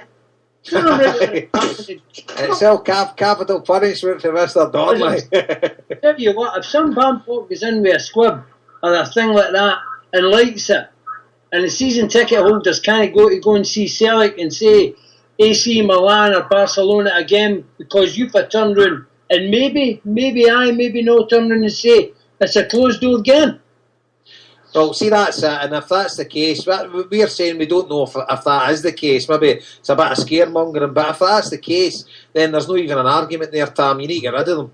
You know, it's like it's not even up for debate now. But I don't know if it is, because it happens all over bloody Europe. Everywhere I've watched Celtic, they've had bangers and flares and everything and all the rest. I don't see their stadiums getting shut down. Maybe I'm wrong. Maybe they have been shut down in domestic games or whatever, but I don't know. You're forgetting. You're not in Germany. You're not in it. You're in Scotland. Aye. But see, the guy tried to stab our manager and attempted murder. And what did he get? Community service. Did he get that or not guilty? he got not guilty. He walked. There you go. So if somebody's going to throw a squib at Parkhead, do you think you're going to get away with it? Aye, fair point. But the one thing that crosses my mind about some of it, things these fireworks, right? If I bring one of my kids to a game, right, and all of a sudden, a loose banger or firework lands in the aisle, what's stopping a child picking that up and blowing their hand off? Aye, no, exactly. No, I take my kids there, Joe, but I sit up the other end. But if them did any of them near my kids, I'd batter the head off them, because I don't even take my kids to firework displays. I hate the things. They're unnecessary and they can cause injuries, and it's not for me. I know Paul was on earlier, he likes them and that, but I go and like them at somewhere else, but I don't want them at the football. Halloween, they should be contained to Halloween. If you're taking your way in there and he's got a wee hoodie on or something like that, and that squib lands in hoodie. I mean, I've seen a boy that get his ear blew off. We're stupid, and it was a penny banger. I think the main point you made there, Tom, stupid. It is, it's bloody stupid. What's the point? Makes a loud noise, big deal. Sing a song. They can make quite enough loud noise. They've got the drum there and they're good at singing. Don't get me wrong. I'm not against the Green Brigade. I love them, by the way. But it's not them, Tom. I'm sure it isn't them. Maybe they smoke things, but no they bangers. It wasn't them that done it. This is the problem they have, Tom. I mean, like, from being in that section, there is about 80 members, right? But I mean, that whole section is probably about 400 people, right? And those people they're fair enough. They're taking their lead from the Green Brigade, right? That's where the atmosphere is coming from. But there's no way to control anybody who's not part of your group, and that's sadly that's just the way that it is. But I mean, I don't know how you can enforce something like this without making it very uncomfortable for everybody in that section. You know what I mean? I think if we just put up some sort of campaign where we say, listen, this is dangerous. This is not helping anybody. We're going to get fined. It's going to cause trouble. And look, it's causing trouble already. We're discussing this. It's causing trouble between the fans, causing trouble between the club. So, the best thing to do is probably to get rid of them. But then again, we don't really. Yeah, I mean, everybody's got to have opinion, and that's fair. I believe everybody should have an opinion. But I know way back in the day, and I'm going back 60 odd years, I've been following Celtic. When the bottles, we talked the bottles, I think they knew where to stand and when and where not to stand. When the bottles was flying, they knew how to do it. But then as the years got on, and then I got into my 20s, and then there was very few bottles, and then you started seeing people, you seen clowns throwing wine bottles and throwing big screw top bottles, and one of the wee daft bottles of beer that people have now. Well, what the punters were doing there was grabbing them by the throat, running them down the aisle and throwing them right out of the wall and saying, he threw it. Yeah. Right. That's it. for wearing hard hats with CFC wrote on it. Aye, I've seen it in Liverpool, I've seen it in Stirling. I mean, I've seen it at the St Mirren game, I've seen it at many Rangers games. I've seen it thousands of times. But the thing was, you know where to do, and then people, as I got older, when I was in 10, 11, 12, 9, you know, your mum and dad weren't letting you go to the game because you knew there was going to be goals. Aye. Is it going to be a case now that a person says, I can't take you there, you know, because of the squibs or something like that? You know, because they're going to wait till some wind goes higher. Yeah. I know it's youth culture, and they want to be a bit edgy and do their stuff. So at the end of the day, it's going to come to a halt. But aye, I know I don't like them either. It's bloody point. I just don't see the point in them. It's just. I want to bring in. Sorry, Tom. I want to bring in Scott McCrory here. Scott, are you still there? Scott. He's waiting to buy squibs. He's going off late. We lost him. Must have held him on too long.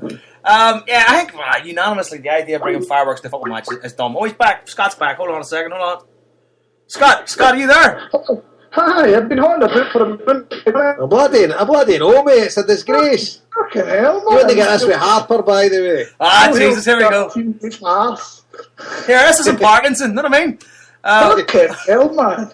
It's all worth it in the end. What did you want to say? I've got hundreds of hunters, mate. Just to start, mate, because I'm floating about a hotel lounge trying to talk to you. They've either go on the baby or talk to you two. All right, I'm glad you're so interested in calling them. I can't hear you. Stop moving. What are you worried? He's gone. Here, Scott. You're right. We can't hear him. He says he's in a hotel lobby. He'll call back in if he gets a better reception or something. Anyway, listen, time will tell what happens to the fireworks, but I think it's something that can probably be resolved quite quickly. You know what I mean? I don't think there's anybody that can make a decent argument for bringing fireworks to a football match. You know what I mean? Nah, not at all.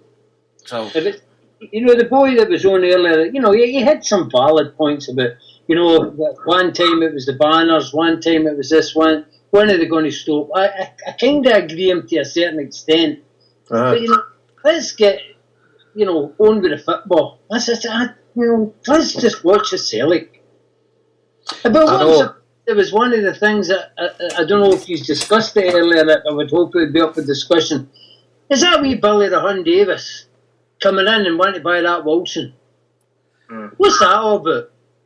He's a wee bampot, wouldn't even let him train.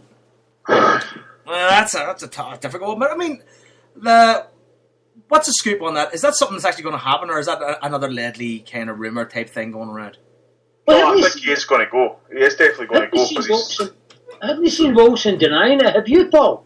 No, he is definitely going to go because his wife didn't like it up here, and that's the reason.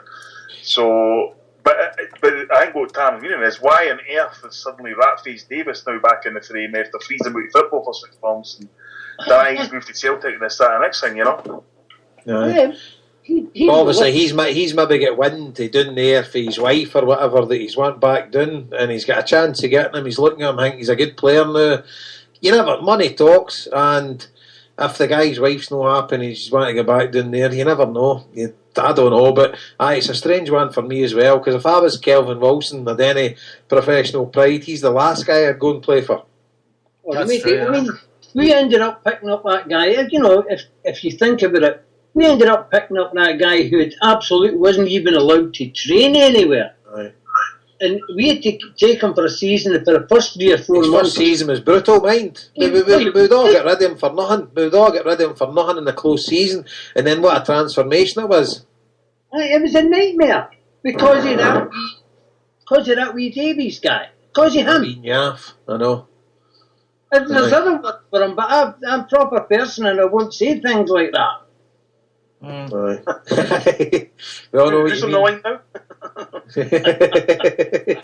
How was Vegas, Tom? It was very good. Very good. Scott was there. Scott was there that was on that just got cut off. I think he got married earlier, didn't he? I think so, aye. Aye. Actually, I'm hoping that I'm getting home in October So with John Paul being the new liaison guy, I'm hoping we can get a wee bit more players and stuff come to Celtic, because we sent Celtic 85 grand last year, you know. Right. The Federation did? Yes. So we're looking for a wee bit something back here, because we're started to get a lot of noises for a lot of people at the general meeting saying, you know, what we're taking Celtic TV for, they're not doing nothing for us, we can get this anywhere on the internet, why are we taking it? An awful lot of good points, which will be brought up in October. You know, that's a heavy-duty discussion I'm getting, and Celtic TV's not that clever either. Yeah, I mean, this has been an ongoing problem for a while now, though, Tom, hasn't it? I mean, the sort of lack of, you know, I don't know what you would call it, the lack of help or the lack of interest from Celtic in, you know, sending players or trophies, whatever, over to North America for the convention. And I understand, because I mean they never sent nothing, and yet they sent a whole bunch of them out to Ireland with the League Cup and the Scottish Cup, you know, and I mean that's the kind of money we're spending, sort of a thing. But you know, I guess we'll need to have a wee sit down, knock 'em down meeting again when I get back. Somebody's going to get rattled, because I'm not really happy about that at all. Aye, there's got to be some compromise at the end of the day. If Celtic's got a load, which we have, we've got tons of supporters in North America, and as I say, you guys you put your money where your mouth is, you know. And the club's in it's in a day and age that they could take the supporters for granted years ago, but a lot of people are more proactive in putting their point across now. It's a lot easier to get in contact with them now. Years ago it'd have been a letter you would have sent, or it'd have been a relative that lives out here. Now you can converse with them the same as us. You know, Twitter, Facebook, you can get your point across, no bother. And as I say, if you're spending a lot of money for Celtic, then they need to play ballways. I would think so. I mean, the problem is they're not sending anybody out, and what we're doing is, like guys like myself and the guys that built up the federation, the guys that worked at it and all the clubs and everything, and you know, you've been part of it, you've seen it. We're all getting old now, so we were bringing our sons, and now it's time for our grandkids is coming through. You know, if Celtic's not doing anything to keep us going in North America, they will fade away. yeah, that's a good point. It will fade away. It's guys like, you know, that's up at 4 o'clock in the morning to go and get a video and you open the club for the guys to come. You've got to give them something back. These are people that have been devout Celtic supporters. You know, give them a break. And they're trying to get kids out. They run wee special days. They run wee charity days. Come on, do something. Aye, no, I totally agree with you, Tom. Absolutely. I mean, at the end of the day, obviously they can't send a representative to every supporters club in North America, but at least have a couple of focal points. If it's like the Vegas convention, or if it's here or there, you know, if they were playing a friendly there, get an initiative going with some local whatever. But there's got to be a focal point there that Celtic can actually show that they're proactively getting involved with the fans in North America. See, one of the things that I've suggested, and I've suggested for the past two things was, and it's unbelievable that I said, look, why don't you launch the new strip in Las Vegas the same day as you launch it in Scotland? I'll get the TV cameras done, Fox, or a couple of people that owe me some favours for the television studios in Vegas, to say, look, can you come? And it's going to be on the sports news there in America saying, Celtic launched their new strip in the United States. Aye. No.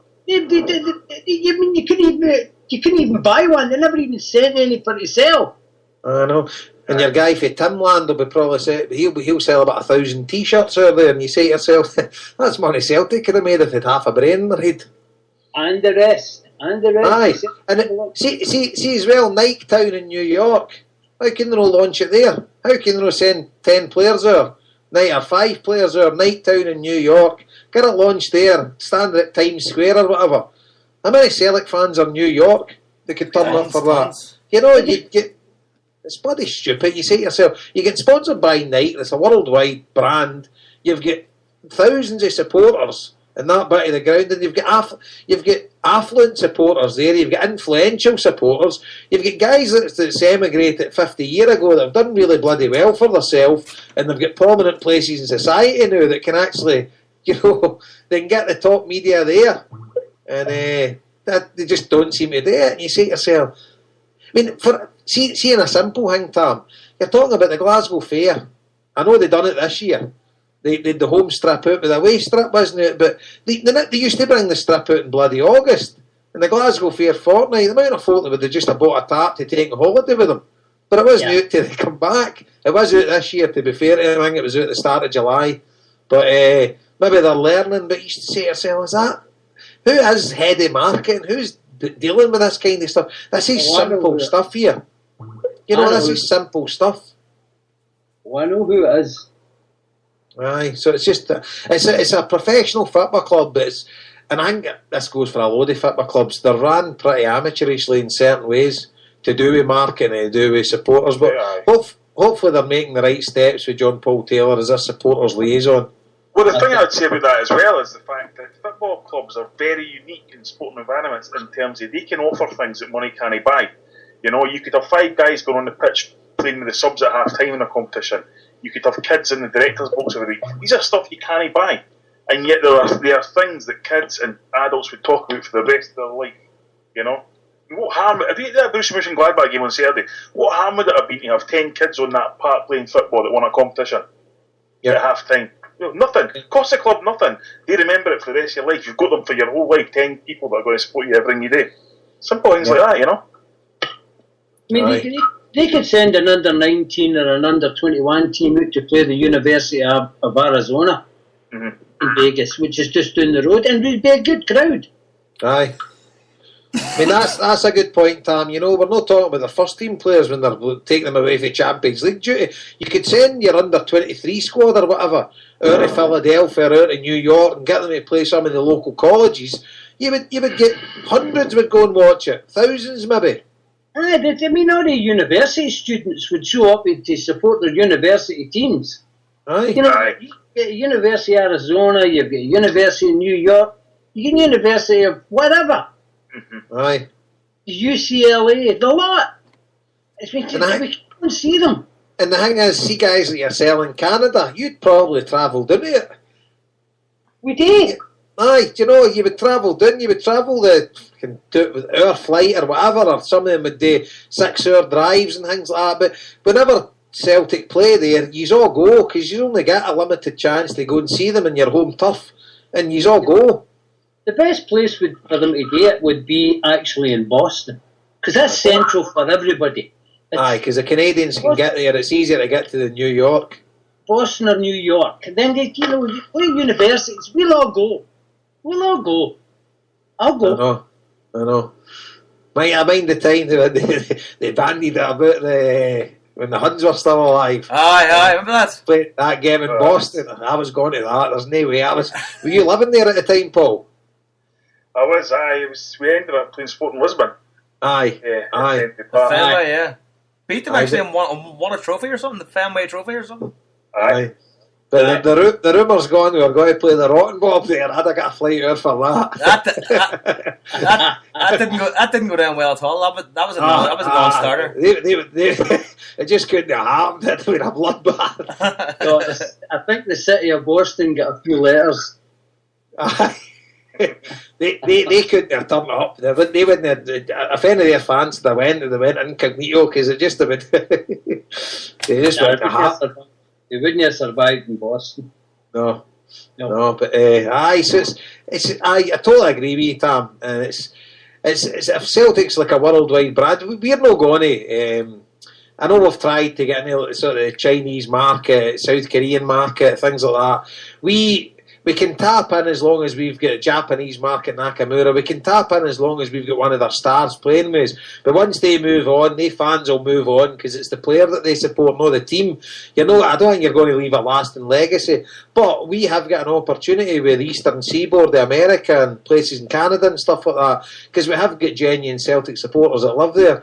And as we've spoke about on this podcast loads of times, when we played in Philadelphia, my good mates Frankie and all that, Big Tommy McHugh and whatever, they ran 5 or 6 buses from Manhattan, and there's 10,000 Celtic, but I don't know, you're probably there, Tam, 10,000 Celtic fans at the game against Real Madrid, a crowd of 40,000, the other 30,000 supporting Real Madrid, but none of them would ever have been to Madrid to watch them play.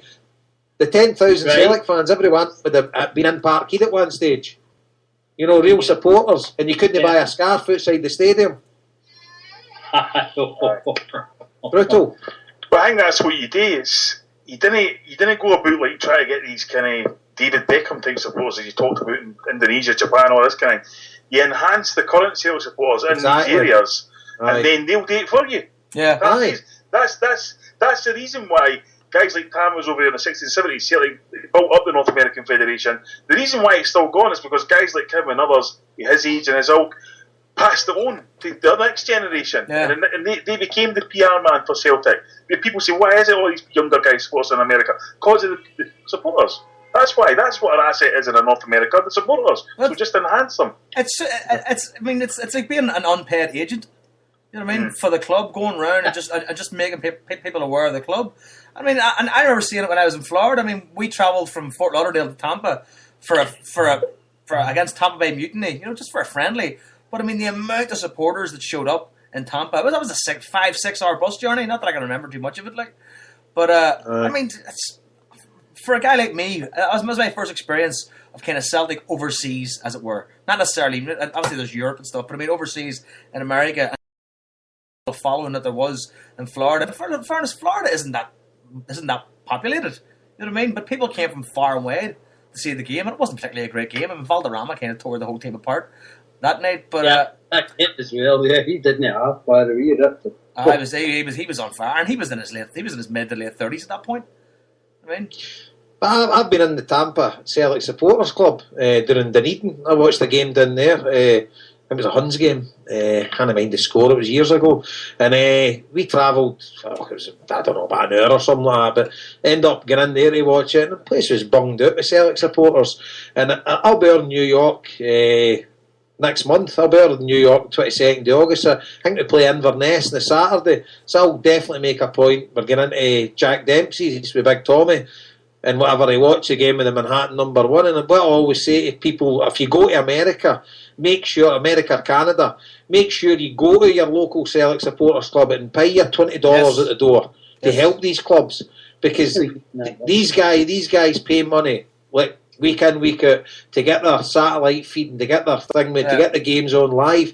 Don't go there and get your laptop out and get a dodgy feed. I know which you do it in the house and stuff like that, but if you're in these places, go and support the local Celtic Supporters Club, because these local guys, they pay their $20 as well. They pay their yearly membership.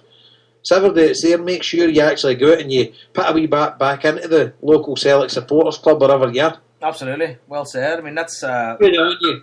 Good on you. That's one of the things that's very important to supporters clubs in America. You know, just that money coming in the door, because it is very expensive to show those games. You know, and I learned that quickly when I started going to Rocky Sullivan's in New York. You know, and I never had a problem paying any money. I mean, I actually won money in a couple of, not raffles, but a couple of hats and stuff. You know? Winning me money, you'd win in there.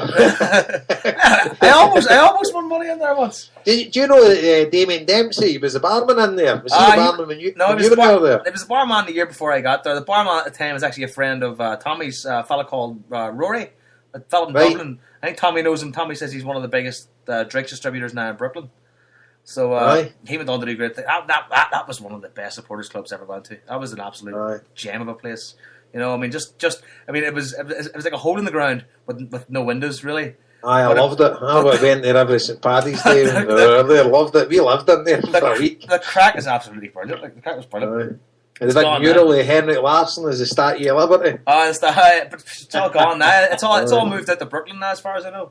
Red Hook in Brooklyn.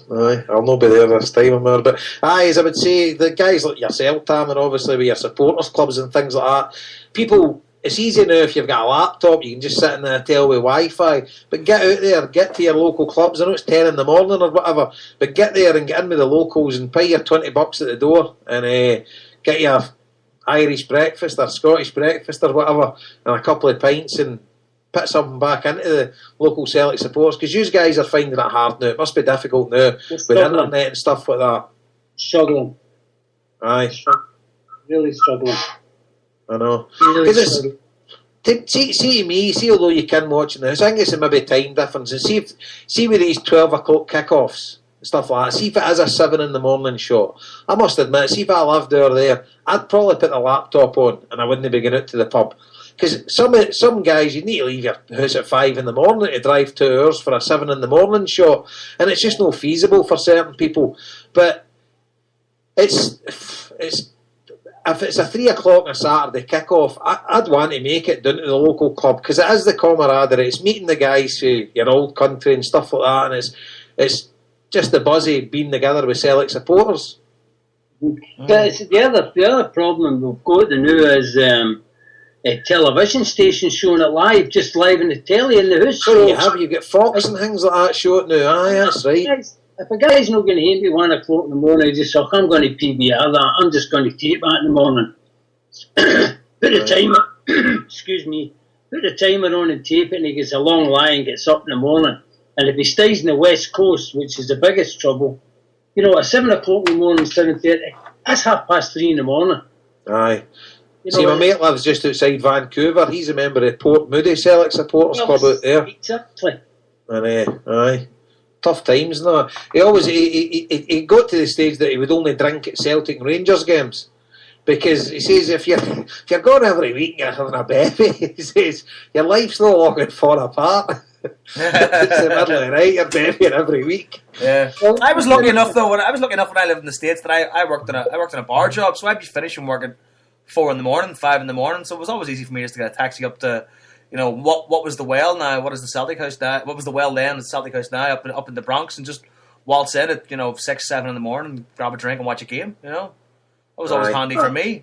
But I mean, even when I lived in Florida and I worked doing house repairs, on a Saturday morning I would get up seriously early and get on, because I didn't have a car, I didn't really have any money either. I'd get on my bike and I'd cycle for an hour and a half to the Harper paper to watch the Celtic game. Now, the cycle back home was rougher than the cycle there. You know what I mean? Ended up girded, I mean, but I'd always make the effort, but not necessarily just because I want to see the game. But the buzz and the vibe and the atmosphere, and it is everybody's. You don't know who's going to walk in the door. You know what I mean? Because obviously you get the same faces, but every so often somebody new will come in, and it's great to absorb somebody into a culture and a family like that. They're away from home. It's just a brilliant. Right. It's a great thing to have. It's a real. Obviously, it's a community. It's a real family, and that's the one thing I do when I go anywhere on holiday, or if I've moved anywhere. I always go and find where the local supporters club is, and I always just go down and make myself known. Then they tell me to fuck off. Well, that's how we started. We were fortunate enough that with my travels with the union and things like that, I'd just go and find an Irish pub in Seattle, Vancouver. I met guys in the street, phone them up, get into the Irish pub, and just say to the guy, "You interested in starting a Celtic club?" Every single place I went, I'd end up talking away there, and before you know it, you would get a couple of guys in. I would have a meeting with them through the week, and that's how all the clubs get started. But that was just because I was fortunate enough for my job that I did a lot of travelling, so it was easy enough to do it. To just go in and just talk to the guy, and I seen a pub, Irish pub. They didn't have a place there in Seattle. I'll never forget Seattle. Doing a lane, in the guy, no bother. Big guy was about 6'12". See, big Irish guy. He was brand new. Like, aye. Says, aye, I'll get a couple of guys. And then the boys for Port Moody, the whole lot, they met me, and just in the tune of Vancouver, I was going to a meeting, and I just stopped before I went into the meeting and went into a McDonald's, and we set it up in a McDonald's. Different things like that. I used to love doing that. That was just I used to get a right good, feeling about when a club started, when I done things like that. And now I just can't do it anymore. Just can't do it. Tell you a funny story. I watched in the Kearney Celtic Supporters Club. Was that the first one in North America? Yes. It's Kearney one, aye. So my uncle Matt McQueenie, he played a big role in that. And I know Big Owney Higney well and stuff like that. Right. And so I went in there, we watched the game, and it was the Huns were doing, they were only 8 in a row or something like that. And it was the game, mind they signed Haitley back. They signed him back for a game or two. Mind him and Stuart Kerr were fighting in the net. I think they beat us 1-0. Paul, you know this. Aye, that's right. Was it 1-0 they beat us? It was, aye. So we've watched the game in there, 10 in the morning, we're on the Swally, and devastated at the end of the game, absolutely sick. There must have been about 150 in watching it. And it was running about the St Patrick's weekend, so we are absolutely fucking spewing gutted. And sitting there, none of us are talking to each other after the game and that. So there's our squad is went out for St Paddy's Day. So I've just went into the toilet and this guy's come in and he's obviously, his father must have been Scottish, but he was like full-blown American. And he's sort of still smiling and stuff like that. I'm like devastated. No, I can't even talk. He turned around, hey buddy, never mind, we're still in the Scottish Cup. and I felt like just attacking the boy. You don't fucking understand. the boy's only been nice, you know. He's just said, trying to pep me up a bit. Oh man, you're just like, fucking, Scottish Cup, yeah. Oh, devastated. Brilliant. Brilliant. We're up at 9:15 now. I think we got to shut this down. I got to go to bed. I got work in the morning. Just the other wee advert that anybody that's Carney branch, they're celebrating, I think it's their 50th birthday on October the 5th in Carney, New Jersey. I'm going down to that. So they're having a big do for their 50-year anniversary, and more power to them. Good luck on them. Brilliant. So I'm going to travel down for that. That'll be a good night. Is Big Higney still sitting at the left seat as you walk in at the phone? He's never moved. He's never moved for 40 years off that seat. I think he sits anywhere he wants, to be honest with you. Some man, he's a legend. Aye, absolute legend. Yeah. Aye. But, aye, so happy days. So, what do we think for Wednesday? Any predictions? I'm going to go 2-0. I never give predictions. I'm going to go 2-0 Celtic. 2-0. Yeah, I'd go along with that. Aye. I'm quite happy with that. I'd stick for 2-0. I'd say I'd take 1-0, but I'll take 2. Take 2-0 definitely. But Big Sammy's the man. Think so. For a win. Well, I've designed a big Swedish guy. I looked at him on YouTube, by the way. It looks as if he's a business. So, you know, he definitely looks a business. We can't but hope. It's all just hope.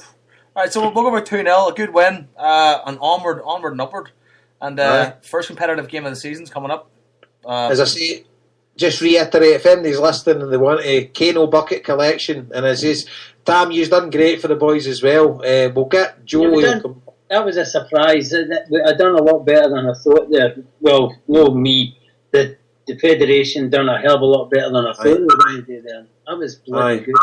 Brilliant, absolutely fantastic. As I say, the amount of kids that can get to the football this season, and I know they've got I think it's in the pipeline as well. Maybe the Newcastle Everton game. I'm into that. I'll go down if there's a space in the bus. I'll go into the Everton and bang. Newcastle have done a deal with them with tickets, and they'll be able to take the kids down to a Premiership game down to see. So they do loads of other stuff just out with Celtic games as well. But aye. For meals and things like that. I mean, fantastic Christmas parties and that. It's brilliant. Aye, it's brilliant.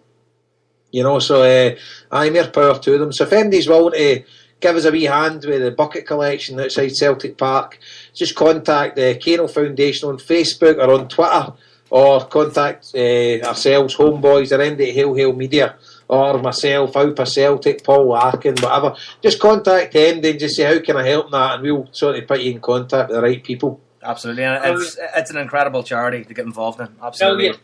Absolutely brilliant, boys. Well done. I'm going to get going. Thanks for listening. Thanks for giving me the time. No problem, Thomas. Thanks for calling in, mate. And I'll be back soon. No thanks, Tom. Talk to you later, Tom. Hail. God bless you. You too, Tom. God bless. Good luck. Anybody else got anything you want to bring up before we shut this down? No.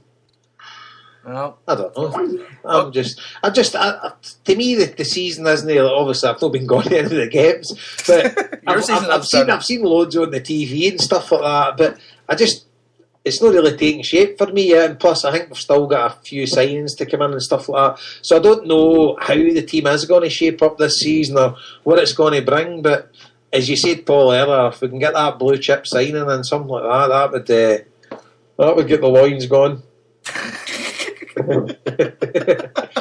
And onwards and upwards, I think we're going to win the league this season. You know, Absolutely.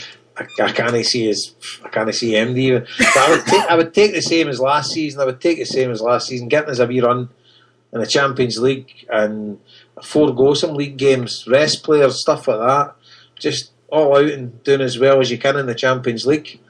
And from maybe a selfish point of view, I would take getting third in the Champions League and try and get a run in the Europa League. Because I think we could go quite far in that. I think if we qualify out the Champions League, we're not hiding it nothing. I know it's better financially for the club, but for the support, I think finishing third's probably better for us. Although you always want to be as high as you can, and you don't want to be third, but I don't know. What do you think, Paul? Reach for the stars. It's in I Lisbon, know. the final.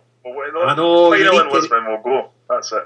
You need to, mate, but it's just, you know, when you get there, it's ruthless. I know, the only thing that pits me, I know exactly what you mean, and you kind of want to stab at you. The only thing that pits me off about all the time finishing third is the fact that when you do go into it, finishing third, it's only the last 32 in the competition. You know, I think that's a wee bit, you know, like it's like starting another competition again. Whereas if it was like the quarterfinals or something, like, go for it, you know. But I know it's a fair point, but you always want to reach for the stars. But you know, when we look back, that Juventus team weren't even that good, and they destroyed us. You know, they were nowhere near winners of that tournament, and they absolutely destroyed us. So there's a major gulf, and we're never going to bridge that while we're playing in Scottish football. You know, and I can't see no playing in Scottish football.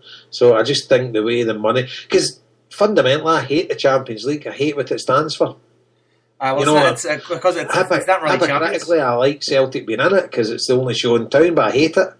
It just disgusts me because it's built for money, and it's only people with money that can succeed in it. It's not even a Champions League, and it's just like Celtic with our record last year, and we need to play 3 qualifiers to get into the bloody tournament. Yeah. It's an absolute disgrace.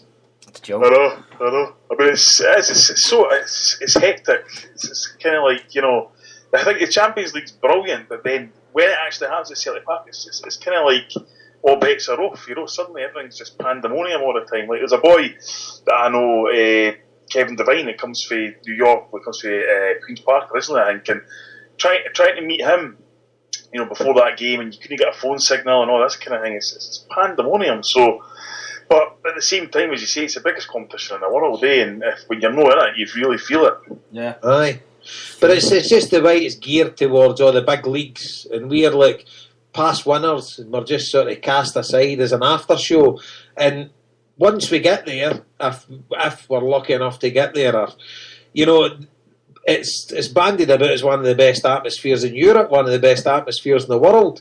And at the end of the day, our home record in the Champions League stands up against any team. And we've still to play 3 qualifiers. Yeah. How can that be? It's just because we're judged in the league that we play in, and every other team gets, well, apart from St Johnstone, that was a fantastic result. But the Hibs result, oh my God. I mean, Scottish teams are just generally absolutely fucking useless in Europe. What will be a good barometer is this Motherwell playing a Russian mob, and to be fair, we go to Russia and we can beat the Russian champions in Russia. So let's face it, I know they've spent a lot of money, but Celtic go and compete there. Motherwell can on their day beat Celtic, so let's say a bit of belief and hope that they can maybe do something. No great lover of Motherwell, but obviously for the coefficient with Scotland and stuff like that, you want them to, well, I'd want them to win. Didn't Andrea Pirlo make some sort of noise about it being a disgrace that Celtic had to play qualifiers? He did. He made a statement, aye, but so obviously Leonard Johansson doesn't give a shit what Andrew Pirlo's thinking. He's thinking Spondoolies. And Scottish football's a bit of financial backwater in the grand scheme of things, and we play there, so tough shitski. We're kind of like a support band that's never going to get the main stage at Glastonbury. You know what I mean? Kind of like the Charlatans. Right, we're going to shut this down. Before we go, we got to mention the awful tragedy that befell the Thai Tims. What would have been last week? There was a bad road accident that took the lives of 2 young students, the Good Child Foundation, Non and Ton. I think Ton died. I think he might have died instantly in the crash, and Non was in a coma. and sadly passed away in the early hours this morning after his life support machine was turned off. So I just want to say that thoughts and prayers are with the Thai Thames at this minute, because that's an unbearable tragedy to have to put up Absolutely. with. I mean, especially with the likes of the Raymond Gormley memory still so fresh, and it's just, you know, there's nothing you can say that can cover that kind of pain. So we just want to say that all our thoughts and prayers to the Thai Thames at the end here, and I'm going to dedicate the wee song to Non and Ton here at the end. So, Jason, you want to say goodbye there to the folks? Yep. See you later, troops. Hail, hail. See you next week. Paul, yourself? Yep. See you on Wednesday. Hopefully singing and dancing. All right, hopefully. So here we go. We're going to play it with, of course, You'll Never Walk Alone. This one's for Ton and Non of the Thai Thames. May they rest in peace. Hail, hail, folks. Hail, hail. When you walk through a storm, hold your head up high and don't be afraid of the dark. At the end of a storm, there's a golden sky and the sweet silver sound of love.